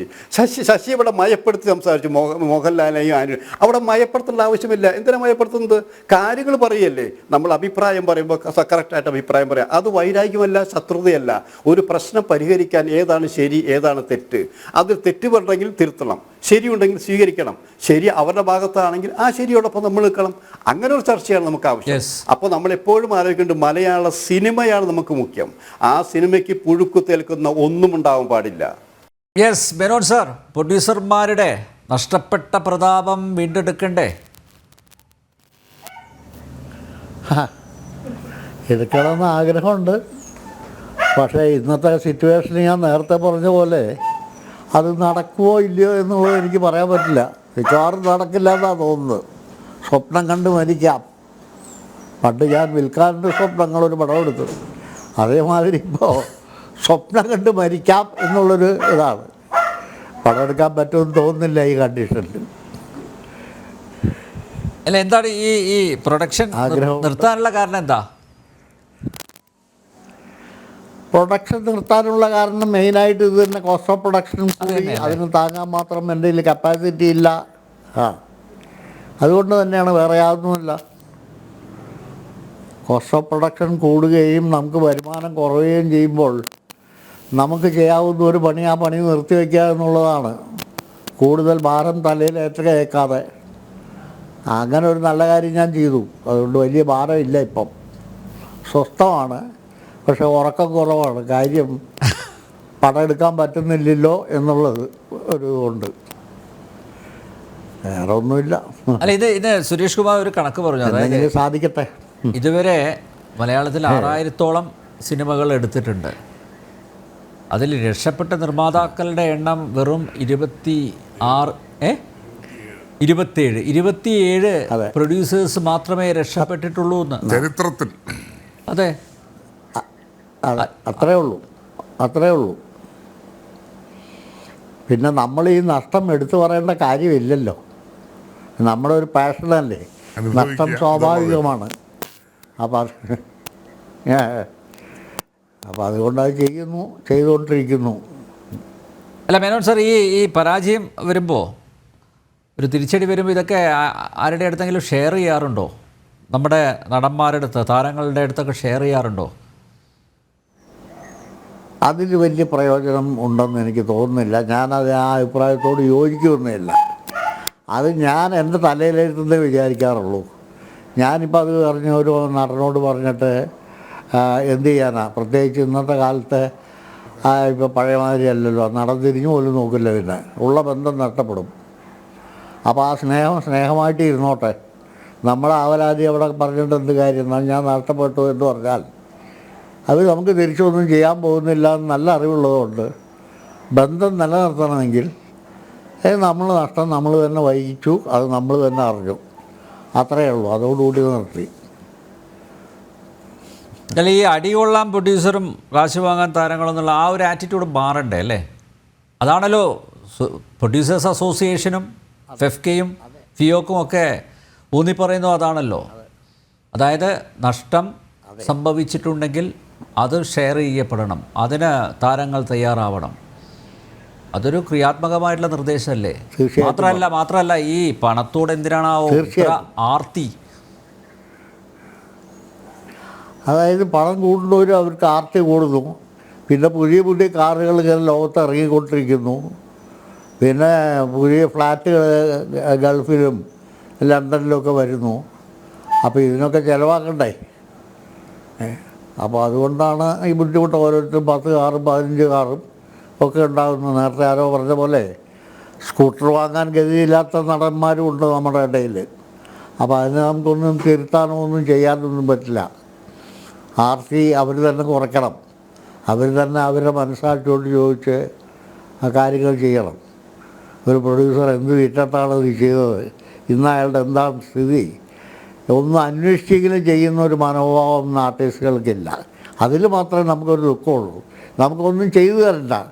ഇപ്പം നേരത്തെ താങ്കൾ പറഞ്ഞ പോലെ അവരോടൊക്കെ പറയാറുണ്ടോ, ചോദിക്കാറുണ്ടോ എന്ന് പറയണ, ചോദിക്കാറുമില്ല, പറയാറുമില്ല. കാരണം അവർക്ക് തന്നെ അറിയുകയും ചെയ്യാം. പക്ഷേ നമ്മൾ കാണുമ്പോൾ കണ്ടഭാവം നടിക്കാതിരിക്കാൻ ഒരു സാഹചര്യം നമ്മൾ കൊടുക്കാതിരിക്കുന്നതല്ലേ നല്ലത്. നമ്മളവരെ കാണാതിരിക്കുക, നമ്മളെ ദുഃഖം നമ്മളിലേക്ക് മാറ്റി മറിക്കുക, അത്രേ ഉള്ളൂ. പറ്റുമെങ്കിൽ വീണ്ടും നമ്മൾ ചാടുക, ഒരു കയറെടുത്തുകൊണ്ട് പടം ചെയ്യാൻ, അത്രേ ഉള്ളൂ. അല്ല, ആ ഒരു ഗ്രാറ്റിറ്റ്യൂഡ് പോലും ഇല്ല അല്ലേ നടന്മാർക്ക്? ഇപ്പോൾ താങ്കളുടെ സിനിമകളിലൂടെ അല്ല അങ്ങനെ ഉദിച്ചുയർന്ന താരങ്ങളുണ്ട്. അല്ല, അതൊക്കെ വളർന്നു പോയി. അതൊന്നുമില്ല, അതങ്ങനെയൊന്നുമില്ല. കാണുമ്പോൾ സ്നേഹം കാണിക്കും. അതായത് ചുരുക്കി പറഞ്ഞു കഴിഞ്ഞാൽ അപ്പം കാണുമ്പോൾ അപ്പാന്ന് വിളിക്കുക, അത് കഴിഞ്ഞാൽ മാറുക, അത്രേ ഉള്ളൂ. നമ്മൾ അതിനിട കൊടുത്തിട്ട് കാര്യമില്ലല്ലോ. അങ്ങനെ ഇപ്പോൾ ഉള്ളവരാരും അങ്ങനെയുള്ളൊരു മനോഭാവം ഉണ്ടെന്ന് തോന്നുന്നില്ല എനിക്ക്. ഈ നേരത്തെ പറഞ്ഞ പോലെ നഷ്ടപ്പെട്ട പ്രൊഡ്യൂസറെ ഒന്ന് സഹായിക്കാൻ എന്തെങ്കിലും ചെയ്യണം, അവർക്ക് വേണ്ടി എന്തെങ്കിലും ചെയ്യണം എന്നുള്ള മനോഭാവം ഉണ്ടെങ്കിൽ അവർക്ക് ധൈര്യമായിട്ടും വളരെ സുതാര്യമായിട്ടും ചെയ്യാവുന്ന കാര്യമാണ്. അതിലവരൊന്നും നഷ്ടപ്പെടുന്നുമില്ല, സത്യത്തിൽ നഷ്ടപ്പെടാനും പോകുന്നില്ല, സഹായിക്കുന്നുമുണ്ട് കൂട്ടായിട്ടും.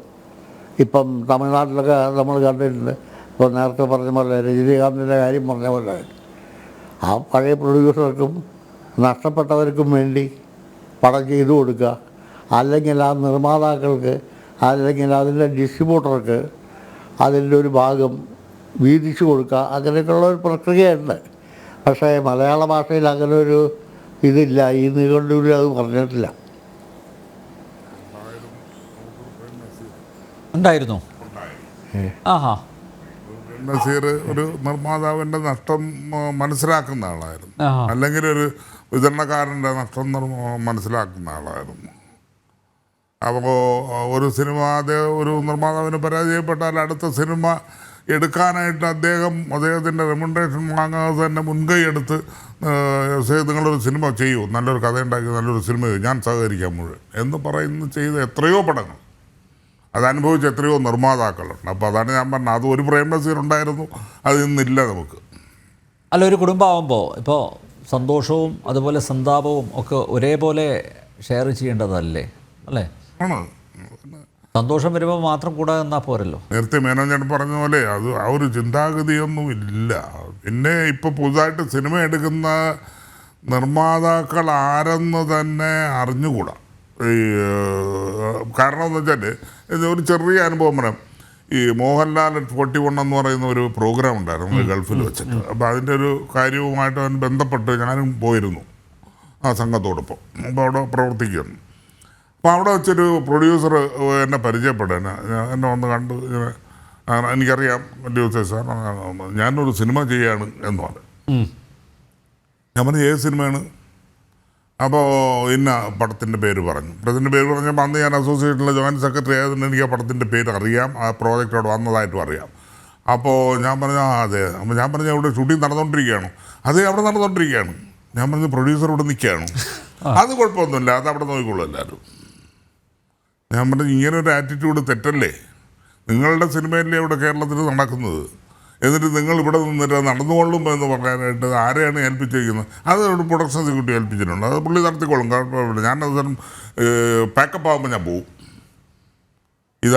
ഇത് ഒട്ടുമുക്കാൽ പ്രൊഡ്യൂസേഴ്സ് പുതിയ സിനിമകളുടെ പ്രൊഡ്യൂസേഴ്സ് ആയിരുന്നു ലൊക്കേഷനിൽ കൂടി എത്താറില്ല. ഇതുകൊണ്ടാണ് നേരത്തെ മേനോൻ മാനേജർ പറഞ്ഞതുപോലെ തന്നെ ഈ അറിയുന്നില്ല ആരാണ് പ്രൊഡ്യൂസർ എന്നുള്ളത്. പ്രൊഡ്യൂസർ ആരെന്നുള്ളത് ഒരു സെറ്റിൽ വന്നാൽ പോലും അറിയുന്നില്ല. അതാണ്. പക്ഷേ നമ്മളെ കാലഘട്ടത്തിലോ അല്ലെങ്കിൽ നമ്മൾ പിന്നീടുള്ള കാലഘട്ടത്തിൽ സിനിമ എടുത്തപ്പോഴോ ഒക്കെ നമ്മൾ ഓരോ ഷോട്ടിനും അവിടെ ഉണ്ടാവും നോക്കി നിൽക്കാൻ, ആ സെറ്റിലുണ്ടാവും എല്ലാ കാര്യവും അന്വേഷിച്ച്, ഓരോ മിനിറ്റും അവിടെ ഉണ്ടാവും. തുടങ്ങി അവസാനിക്കുന്നത് കഴിഞ്ഞിട്ടേ നമ്മൾ പോകാറുള്ളൂ. അങ്ങനെയായിരുന്നു ഈ പറഞ്ഞ പേരെടുത്ത എല്ലാ സിനിമാക്കാരും, മേനോൻ ചേട്ടനടക്കം. രാവിലെ ഷൂട്ടിംഗ് തുടങ്ങുന്നതിന് മുമ്പ് ലൊക്കേഷനകത്തും ഷൂട്ടിംഗ് പാക്കപ്പ് ആയതിനു ശേഷമാണ് തിരിച്ചു പോകുന്നത് എല്ലാവരും. അങ്ങനെയുള്ള പ്രൊഡ്യൂസേഴ്സ് ഉണ്ടായിരുന്നു, ഇന്നില്ല. ആ ഒരു കൾച്ചർ ഇല്ലാതായിരിക്കുന്നു. ആ ഒരു കൾച്ചർ ഇല്ലാതായി. അത് അവിടെ തൊട്ട് തുടങ്ങിയതാണ് ഈ ഒരു സത്യം പറഞ്ഞാൽ ഒരു അച്ചടക്കമില്ലായ്മ അല്ലെങ്കിൽ ഒരു പരാജയം എന്ന് പറയുന്നത്. നിർമ്മാതാക്കളുടെ പരാജയമാണത്, മറ്റവരുള്ളവർ കുറ്റം പറഞ്ഞിട്ട് കാര്യമില്ല. അത് മറ്റാരെങ്കിലും ഏൽപ്പിക്കുക. പ്രൊഡക്ഷൻ എക്സിക്യൂട്ടീവിനെ ഏൽപ്പിക്കുക, അല്ലെന്നുണ്ടെങ്കിൽ അറിയുന്ന ഒരു സ്നേഹിതനെ ഏൽപ്പിക്കുക. അപ്പോൾ അവർക്കെല്ലാം ഉത്തരവാദിത്തമാണുള്ളത്. എനിക്കറിഞ്ഞൂടാ. അപ്പം എന്നിട്ട് പ്രൊഡ്യൂസർ അവിടെ ദുബായിലിരിക്കുക അല്ലെങ്കിൽ അമേരിക്കയിലിരിക്കുക. ഒരുപാട് പേര് എനിക്ക് നല്ലോണം അറിയാമെന്നുള്ളതാണ്. രണ്ട് ദിവസത്തിൻ്റെ ഇരുന്നും പറയാമെന്നുള്ളത്. ഒരു പ്രൊഡ്യൂസേഴ്സ് ഈ ചേംബറിൽ ഒരു പ്രൊഡ്യൂസറെ ഒന്ന് കാണണം, പ്രൊഡ്യൂസറായിട്ട് സംസാരിക്കണമെന്ന് കേട്ടാൽ അദ്ദേഹം ഇപ്പോൾ ലണ്ടനിലാണ്, അദ്ദേഹം ഇപ്പോൾ അമേരിക്കയിലാണ്. ഈ അവിടെ അപ്ലിക്കേഷൻ കൊണ്ടുവരും അവിടെ മെമ്പർഷിപ്പിന്. അപ്പോൾ അതിൽ ഒപ്പിട്ടേക്കുന്നത് ഇന്ന ആളാണെന്ന് പേരൊക്കെ എഴുതിയിട്ടുണ്ടാവും. അപ്പോൾ ഇദ്ദേഹം ഇപ്പോൾ എവിടെയുണ്ട്? ഇദ്ദേഹം ലണ്ടനിലുണ്ട്. അപ്പോൾ ഇത് ഒപ്പിട്ടതാരാ? അത് അവിടെ നിന്ന് ഒപ്പിട്ടയച്ചത് എന്ന് പറഞ്ഞു.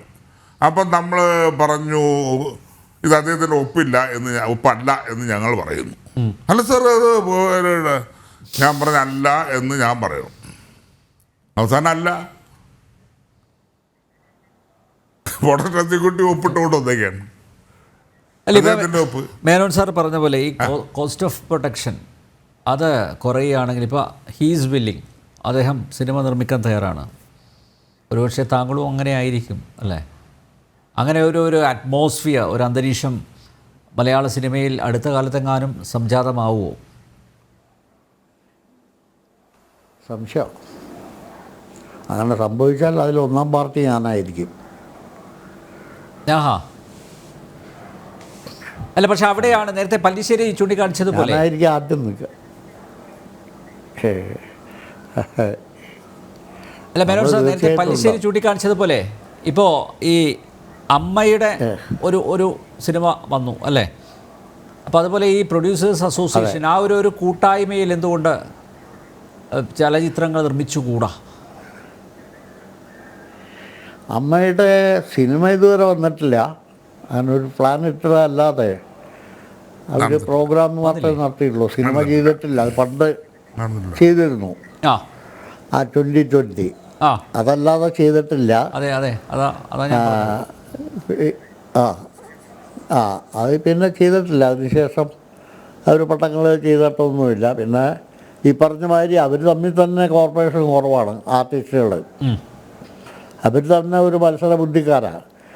അപ്പോൾ അതിനിടയിൽ നമ്മൾ എങ്ങനെ കോർഡിനേറ്റ് ചെയ്ത് ഒരു പടം ചെയ്യാൻ പറയും? അതിനവർ തയ്യാറാകണം.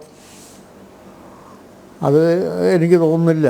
അവർ മുൻകൈ എടുത്ത്, അവരുടെ സംഘടന മുൻകൈ എടുത്ത് ചെയ്യുക. അവശരായ കലാകാരന്മാർക്ക് വേണ്ടിയോ അവശരായ നിർദ്ധരായ നിർമ്മാതാക്കൾക്ക് വേണ്ടിയോ അല്ലെങ്കിൽ മറ്റേ ടെക്നീഷ്യൻസിന് വേണ്ടി പോലും ചെയ്യുകയാണെങ്കിലും നമുക്കത് സന്തോഷമുള്ള കാര്യമാണ്. അതിൻ്റെയൊക്കെ കൂടെ നമ്മൾ സഹകരിക്കാനും കൂടെ നിൽക്കാനും ഒക്കെ സന്തോഷമുള്ള കാര്യമാണ്. പക്ഷേ അങ്ങനൊരു സംഭവം ഉണ്ടാകുമോ എന്നുള്ളത് ഇപ്പോൾ ഈ സമീപകാലത്ത് ഉണ്ടാവില്ല എന്നുള്ളത് വളരെ വ്യക്തമായിട്ട് എനിക്ക് പറയാൻ കഴിയും. അങ്ങനെയാണ് ഇന്നത്തെ പോക്ക്. ഇപ്പോൾ എല്ലാവരും തൻകാര്യം പൊൻകാര്യം എന്നുള്ളതല്ലാതെ അതിനപ്പുറത്തേക്ക് ചിന്തിക്കുന്നില്ല. അവർ ഈ പറഞ്ഞ മാതിരി കണ്ണ് കെട്ടിയ കുതിരയെ പോലെയാണ്, ഒറ്റപ്പോക്കാണ്. അപ്പോൾ അതിനിടയിൽ മറ്റൊന്നും ചിന്തിക്കാനുള്ള സമയം അവർക്കില്ല. അപ്പോൾ അവരെ കുറ്റം പറഞ്ഞിട്ട് കാര്യമില്ല. ഓക്കെ ശ്രീ കല്ലൂർ ശശി, നിലവിലുള്ള ഈ വിവാദം അതിനൊരു പരിഹാരം ഉണ്ടാകുമോ? സമവായത്തിൻ്റെ സാധ്യത എത്രത്തോളമാണ്? തീർച്ചയായും ഉണ്ടാകും.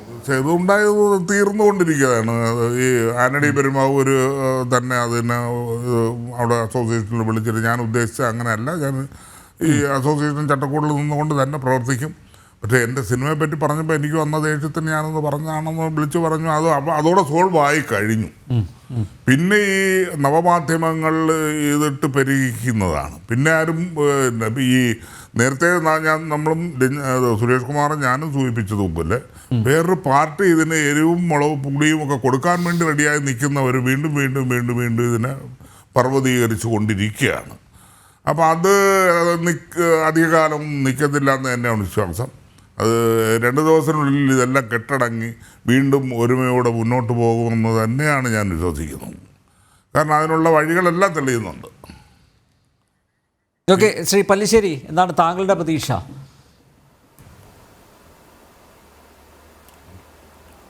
അല്ല, ഞാൻ പറയുന്നത് ഈ പ്രശ്നം തീരണമെങ്കിൽ മോഹൻലാൽ, മറ്റേ ആന്റണി പെരുമാവൂർ, പൃഥ്വിരാജ്, ഈ 3 പേരും കൂടി ഇവരോടൊപ്പം ചേർന്നിരുന്നു ഒരു മേശയ്ക്ക് മുമ്പിരുന്ന് തീരുമാനിച്ചിട്ട് പ്രസ് മീറ്റ് നടത്തി പ്രശ്നം പരിഹരിച്ചു എന്ന് പറയണം. അത് നടക്കുമെന്നാണ് എൻ്റെ വിശ്വാസം. ഒരാഴ്ചക്കുള്ളിൽ ഈ പ്രശ്നങ്ങളെല്ലാം പരിഹരിക്കും എന്ന് തന്നെയാണ് ഒരു മാധ്യമ പ്രവർത്തനത്തിലേക്ക് എനിക്ക് പറയാനുള്ളത്. തീർന്നേ പറ്റുള്ളൂ. അല്ലെങ്കിൽ മുന്നോട്ട് പോകാൻ പറ്റില്ല അല്ലേ? ഇത് വെച്ചിട്ട് മുന്നോട്ട് പോകാൻ അല്ല, പോകാൻ പറ്റില്ല. കാരണം എന്താ പറയുക, ഇത് വഴി മുടക്കാനുള്ളതല്ല. ഇത് സുഖവുമായിട്ട് പോകേണ്ട ഒരു കാര്യമാണത്. വഴി മുടക്കാൻ പാടില്ല. അത് തീർന്നേ പറ്റുള്ളൂ. കാരണം വരാനിരിക്കുന്നത് നല്ല സിനിമകളാണ്, വലിയ സിനിമകളാണ്. ചെറിയ സിനിമകളുണ്ട് കുറേ, അത് നല്ല സിനിമകളാണെന്ന് ആലോചിക്കണം. കാരണം മുൻ വർഷങ്ങളെക്കാൾ കൂടുതലായി സിനിമകൾക്കൊരു പ്രോഫിറ്റ് കിട്ടി തുടങ്ങിയിരിക്കുന്നു, സജീവമായിരിക്കുന്നു, ജീവൻ വെച്ചിരിക്കുന്നു. കുറേ കുടുംബങ്ങൾ അതുകൊണ്ട് രക്ഷപ്പെട്ടുകൊണ്ടിരിക്കുന്നു. അവിടെ തകർക്കാൻ വരുന്ന ആരാണോ അവരെ സൂക്ഷിക്കുക എന്നുള്ളതാണ്. ഒരു മേശയ്ക്ക് ഞാനിത് വലിയ പ്രശ്നമായിട്ട് ഞാൻ പറഞ്ഞില്ലേ, ഇത് വലിയ പ്രശ്നമായിട്ട് തോന്നിയിട്ടില്ല. ഇപ്പം ശശി പറഞ്ഞതിക്ക് ആൻ്റണിയുടെ ഒരു നയം പറഞ്ഞു കഴിഞ്ഞു. ആൻ്റണി നയം പറയാമെന്ന് പറഞ്ഞാൽ അത് മോഹൻലാലിൻ്റെയും പൃഥ്വിരാജിൻ്റെയും കൂടി നയം തന്നെയാണത്. അവരവരുടെ സിനിമയെക്കുറിച്ചുള്ള കാര്യം തന്നെയാണത്. അത് സംസാരിച്ച് കഴിയുമ്പോൾ നിങ്ങൾ ഒരുമിച്ചിരുന്ന് സംസാരിക്കുമ്പോൾ വേറെ ആർക്കും ഒരു പ്രശ്നമില്ല. ഞങ്ങളുടെ പ്രശ്നം, അതായത് ഞങ്ങളുടെ വഴക്ക് തീർന്നു, എനിക്കതേക്കുറിച്ച് പറയാം. അങ്ങനെ ടൈറ്റിൽ കൊടുക്കാൻ ഞങ്ങളുടെ വഴക്ക് തീർന്നു എന്നുള്ളതാണത്, ശത്രുതയും കൂടിയല്ല എന്നുള്ളതാണത്. അപ്പം അങ്ങനെ മുന്നോട്ട് പോകുമ്പോൾ ആ ചർച്ച ചെയ്യപ്പെടേണ്ടത് ഇനി ഭാവിയിലുണ്ടാകുന്ന കാര്യങ്ങൾ. അങ്ങനെ കോംപ്രമൈസ് ചെയ്യുമ്പോൾ തന്നെ നിങ്ങൾ പ്രൊഡ്യൂസേഴ്സ് എല്ലാം, ആ സംഘടന എല്ലാ മാസവും ചാർട്ട് പ്രസിദ്ധീകരിക്കണം. അതിൽ നിന്ന് പിൻവാങ്ങാൻ പാടില്ല. അങ്ങനെ പിൻവാങ്ങുമ്പോഴാണ് ഇതൊരു ഒത്തുകളിയാണെന്ന് ഞങ്ങളടക്കം പേർക്ക് പറയേണ്ടി വരും. ഈ പ്രശ്നങ്ങളൊക്കെ ഉണ്ടാക്കി വെച്ചില്ലേ, ഇനി കണക്കുകൾ കണക്കുകൾ പബ്ലിഷ് ചെയ്യരുത്, അല്ലെങ്കിൽ അത് പ്രസിദ്ധീകരിക്കരുത് എന്നൊരു നിർദ്ദേശം മുന്നോട്ട് വെക്കുകയാണെങ്കിലോ?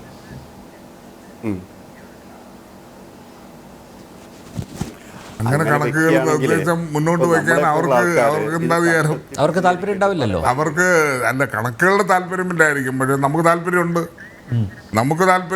ഇൻഡസ്ട്രിയിലുള്ള കാര്യമാണ് ഇവിടെ പ്രസിദ്ധീകരിക്കുക എന്ന് പറയുന്നത്.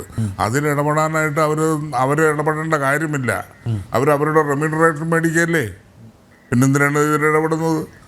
അല്ലേ, അവരിതുമായിട്ട് പൂർണ്ണമായിട്ട് സഹകരിക്കട്ടെ, ഈ പടത്തിൻ്റെ ഒരു ഷെയറാണ് അവർക്ക് എന്നുള്ളതാണെങ്കിൽ നമുക്ക് പ്രസിദ്ധീകരിക്കുന്നതിൻ്റെ അവർ പറയുന്നതും കൂടി കേൾക്കാം. ഇതല്ലല്ലോ സ്ഥിതി. അവരുടെ ഭാരിച്ച റെമ്യൂണറേഷൻ വാങ്ങി അവർ സിനിമ തീർന്നുകൊണ്ടേ പാട്ടും പാടി പോകുന്നു.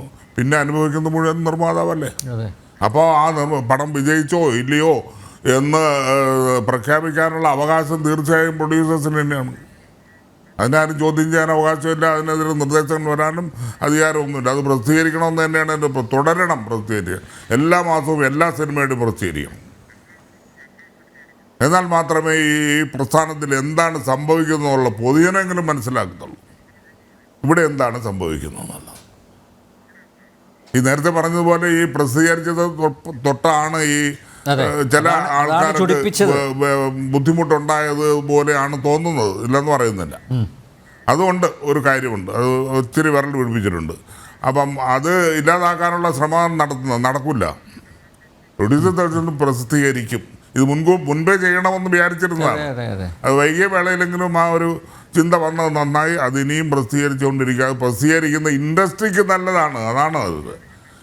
അപ്പോൾ ചിന്തിക്കുമല്ലോ, നമ്മൾ ഈ സിനിമ ഇങ്ങനെ സിനിമ എടുത്താൽ പറ്റില്ല, അല്ലെങ്കിൽ ഇങ്ങനെ സിനിമ ഇത് ചിലവാക്കിയാൽ പറ്റത്തില്ല എന്ന് ഓരോ നിർമ്മാതാക്കളും ചിന്തിക്കണം, അല്ലെങ്കിൽ ഓരോ നടന്മാരും ചിന്തിക്കണം, അല്ലെങ്കിൽ ഓരോ സാങ്കേതിക വിദഗ്ധനും ചിന്തിക്കണം. ഇത് വെറും നടന്മാരെ മാത്രം കുറ്റം പറഞ്ഞിട്ടൊന്നും കാര്യമില്ല. ഇതിൻ്റെ കോസ്റ്റ് കൂടുന്നത്, ഇതിൻ്റെ കോസ്റ്റ് കൂടുന്നതിൻ്റെ ഒരു ഉത്തരവാദിത്തം അതിൻ്റെ സംവിധായകനും കൂടെ ഉണ്ട്. സാങ്കേതിക വിദഗ്ധരും അതിൻ്റെ സംവിധായകനും കൂടിയുണ്ട്. ആ സംവിധായകനും വിചാരിക്കണം ഇതിൻ്റെ കളക്ഷനും മറ്റേ നമ്മൾ മുടക്കിയ പൈസയും കൂടെ അതിൻ്റെ ഒരു റിപ്പോർട്ട് കാണുമ്പോഴത്തേക്കും മനസ്സിലാക്കണം, അടുത്ത പടത്തിലെങ്കിലും നമുക്കിത് കുറച്ചൊന്ന് പരിഹരിക്കണമെന്ന് വിചാരിക്കും. സ്വാഭാവികമായും വിചാരിക്കും. അപ്പോൾ സ്വാഭാവികമായും അതിൻ്റെ കോസ്റ്റ് കുറയാനുള്ള ഒരു ചാൻസ് ഇവിടെ കാണുന്നുണ്ട്. വീണ്ടും ഒരു നല്ല ദിനങ്ങൾ വരുമെന്ന് തന്നെയാണ് വിശ്വാസം. ഓക്കെ, പല്ലിശ്ശേരി പറഞ്ഞു വെച്ചത് പൂർത്തിയാക്കാം താങ്കൾക്ക് പെട്ടെന്ന്.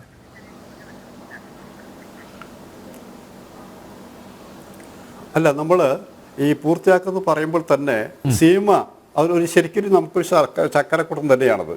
അത് നക്കാത്തൊരാരുമില്ല. പക്ഷേ അതിൽ വിഷം കലർത്തരുത് എന്നുള്ളതാണ്. അത് ആരൊക്കെ അത് കൈയിട്ട് വാരിയാലും അതിൽ വിഷം ഉണ്ടാവാൻ പാടില്ല. അത് ആരോഗ്യകരമായിരിക്കണം.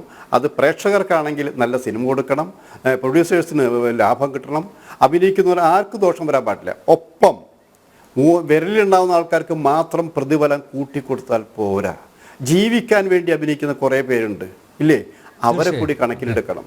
അതിൻ്റെ പുറകിൽ പ്രവർത്തിച്ച ടെക്നീഷ്യന്മാർ, പിന്നെ നമ്മൾ പറയാറില്ലേ ആ ടെക്നീഷ്യന്മാരുണ്ട്, പിന്നെ കൊച്ചു കൊച്ചു ആർട്ടിസ്റ്റുകൾ, അവരെ കൊണ്ടുവരുന്ന ആൾക്കാരാ, അവർക്ക് കിട്ടുന്ന പൈസ തന്നെ അതും പിടിച്ചു വരുന്ന ആൾക്കാരുണ്ട്. അതൊക്കെ ശ്രദ്ധിച്ചിട്ട് അവർക്കും കൂടി ജീവിക്കേണ്ടതാണ്. ഈ സിനിമ അവരുടേത് കൂടിയാണ്, അവർക്കൊരു കുടുംബമുണ്ട് എന്നുകൂടി മനസ്സിലാക്കി കഴിഞ്ഞാൽ ഇവിടെ വസന്തം വിജയിക്കാൻ പറ്റും എന്ന് തന്നെയാണ് എൻ്റെ വിശ്വാസം. അത് അങ്ങനെ ആയിരിക്കണം. ഇത് എതിർക്കേണ്ടവരാരുമില്ല. കാരണം ഈ കഷ്ടപ്പെട്ട് വന്ന ആൾക്കാരാണ് സിനിമയിലുള്ളത്. പലരും കഷ്ടപ്പെട്ടവർക്ക് വേദന അറിയാം, കണ്ണീരിൻ്റെ വില അറിയാം, നിലത്ത് കിടന്നതിൻ്റെ വില അറിയാം, പട്ടിണി അറിയാം. ഇപ്പം ഞാൻ ഒരു രംഗം കൂടി ഓർമ്മിച്ചുകൊണ്ട് ഞാൻ നിർത്തുകയാണ് ഇവിടെ. അവരുടെ ഇപ്പം ഇന്നസെൻ്റ് നമ്മുടെ കൂടെയില്ല, മോഹൻ കൂടെയില്ല, ഡേവിഡ് കാച്ചപ്പള്ളി മാത്രമേ ജീവിച്ചിരിക്കുന്നുള്ളൂ. അവരുടെ ജീവിതത്തെ, തിക്തമായ ജീവിതത്തിൻ്റെ ഒറ്റ സീൻ അവരുടെ സിനിമയിൽ കാണിച്ചിട്ടുണ്ട്. മദ്രാസിൽ പട്ടിണി കിടന്നൊരു കാലഘട്ടം ഉണ്ടായിരുന്നു. ഈ പ്രൊഡക്ഷൻ എക്സിക്യൂട്ടീവാണ് ഡേവിഡ് കാച്ചപ്പള്ളി. അദ്ദേഹം പ്രൊഡക്ഷന് കൊടുക്കുന്ന ഭക്ഷണം കൊണ്ടുവന്നാണ് കഴിച്ചിരുന്നത്. പിന്നെ പലപ്പോഴും വർക്ക് ഉണ്ടാവില്ല. അപ്പം ഇവർ കുറച്ച് ചോറ് കലത്തിലിട്ടിട്ട് വെക്കുകയാണത്. എന്നിട്ട് കൊപ്പത്തണ്ടുണ്ട്, ഈ കൊപ്പത്തണ്ട് ഉരുട്ട് കഴിക്കുകയാണത്. അതിൽ നിന്ന് വറ്റ് കിട്ടുന്നത് ആരാണ് ഭാഗ്യവാൻ, അവൻ ഭാഗ്യവാനാണ്. അങ്ങനെ ഒരു കാലഘട്ടം ഉണ്ടായിരുന്നു. അത് അങ്ങനെ ഉണ്ടാക്കിയ സിനിമകൾ, അവരുണ്ടാക്കിയ സിനിമകൾ നല്ല സിനിമ, അങ്ങനെ കുറേ പേരുണ്ട് ഇവിടെ. അവരുടെ കണ്ണീരിന് വില കൽപ്പിക്കണമെങ്കിൽ ഇവിടെ സിനിമയുടെ ഈ ട്രെൻഡ്, പുതിയ ട്രെൻഡ് മാറിയേ പറ്റുള്ളൂ. പുതിയ രാജാക്കന്മാർ അഭിനയ രാജാക്കന്മാരാകാതിരിക്കട്ടെ.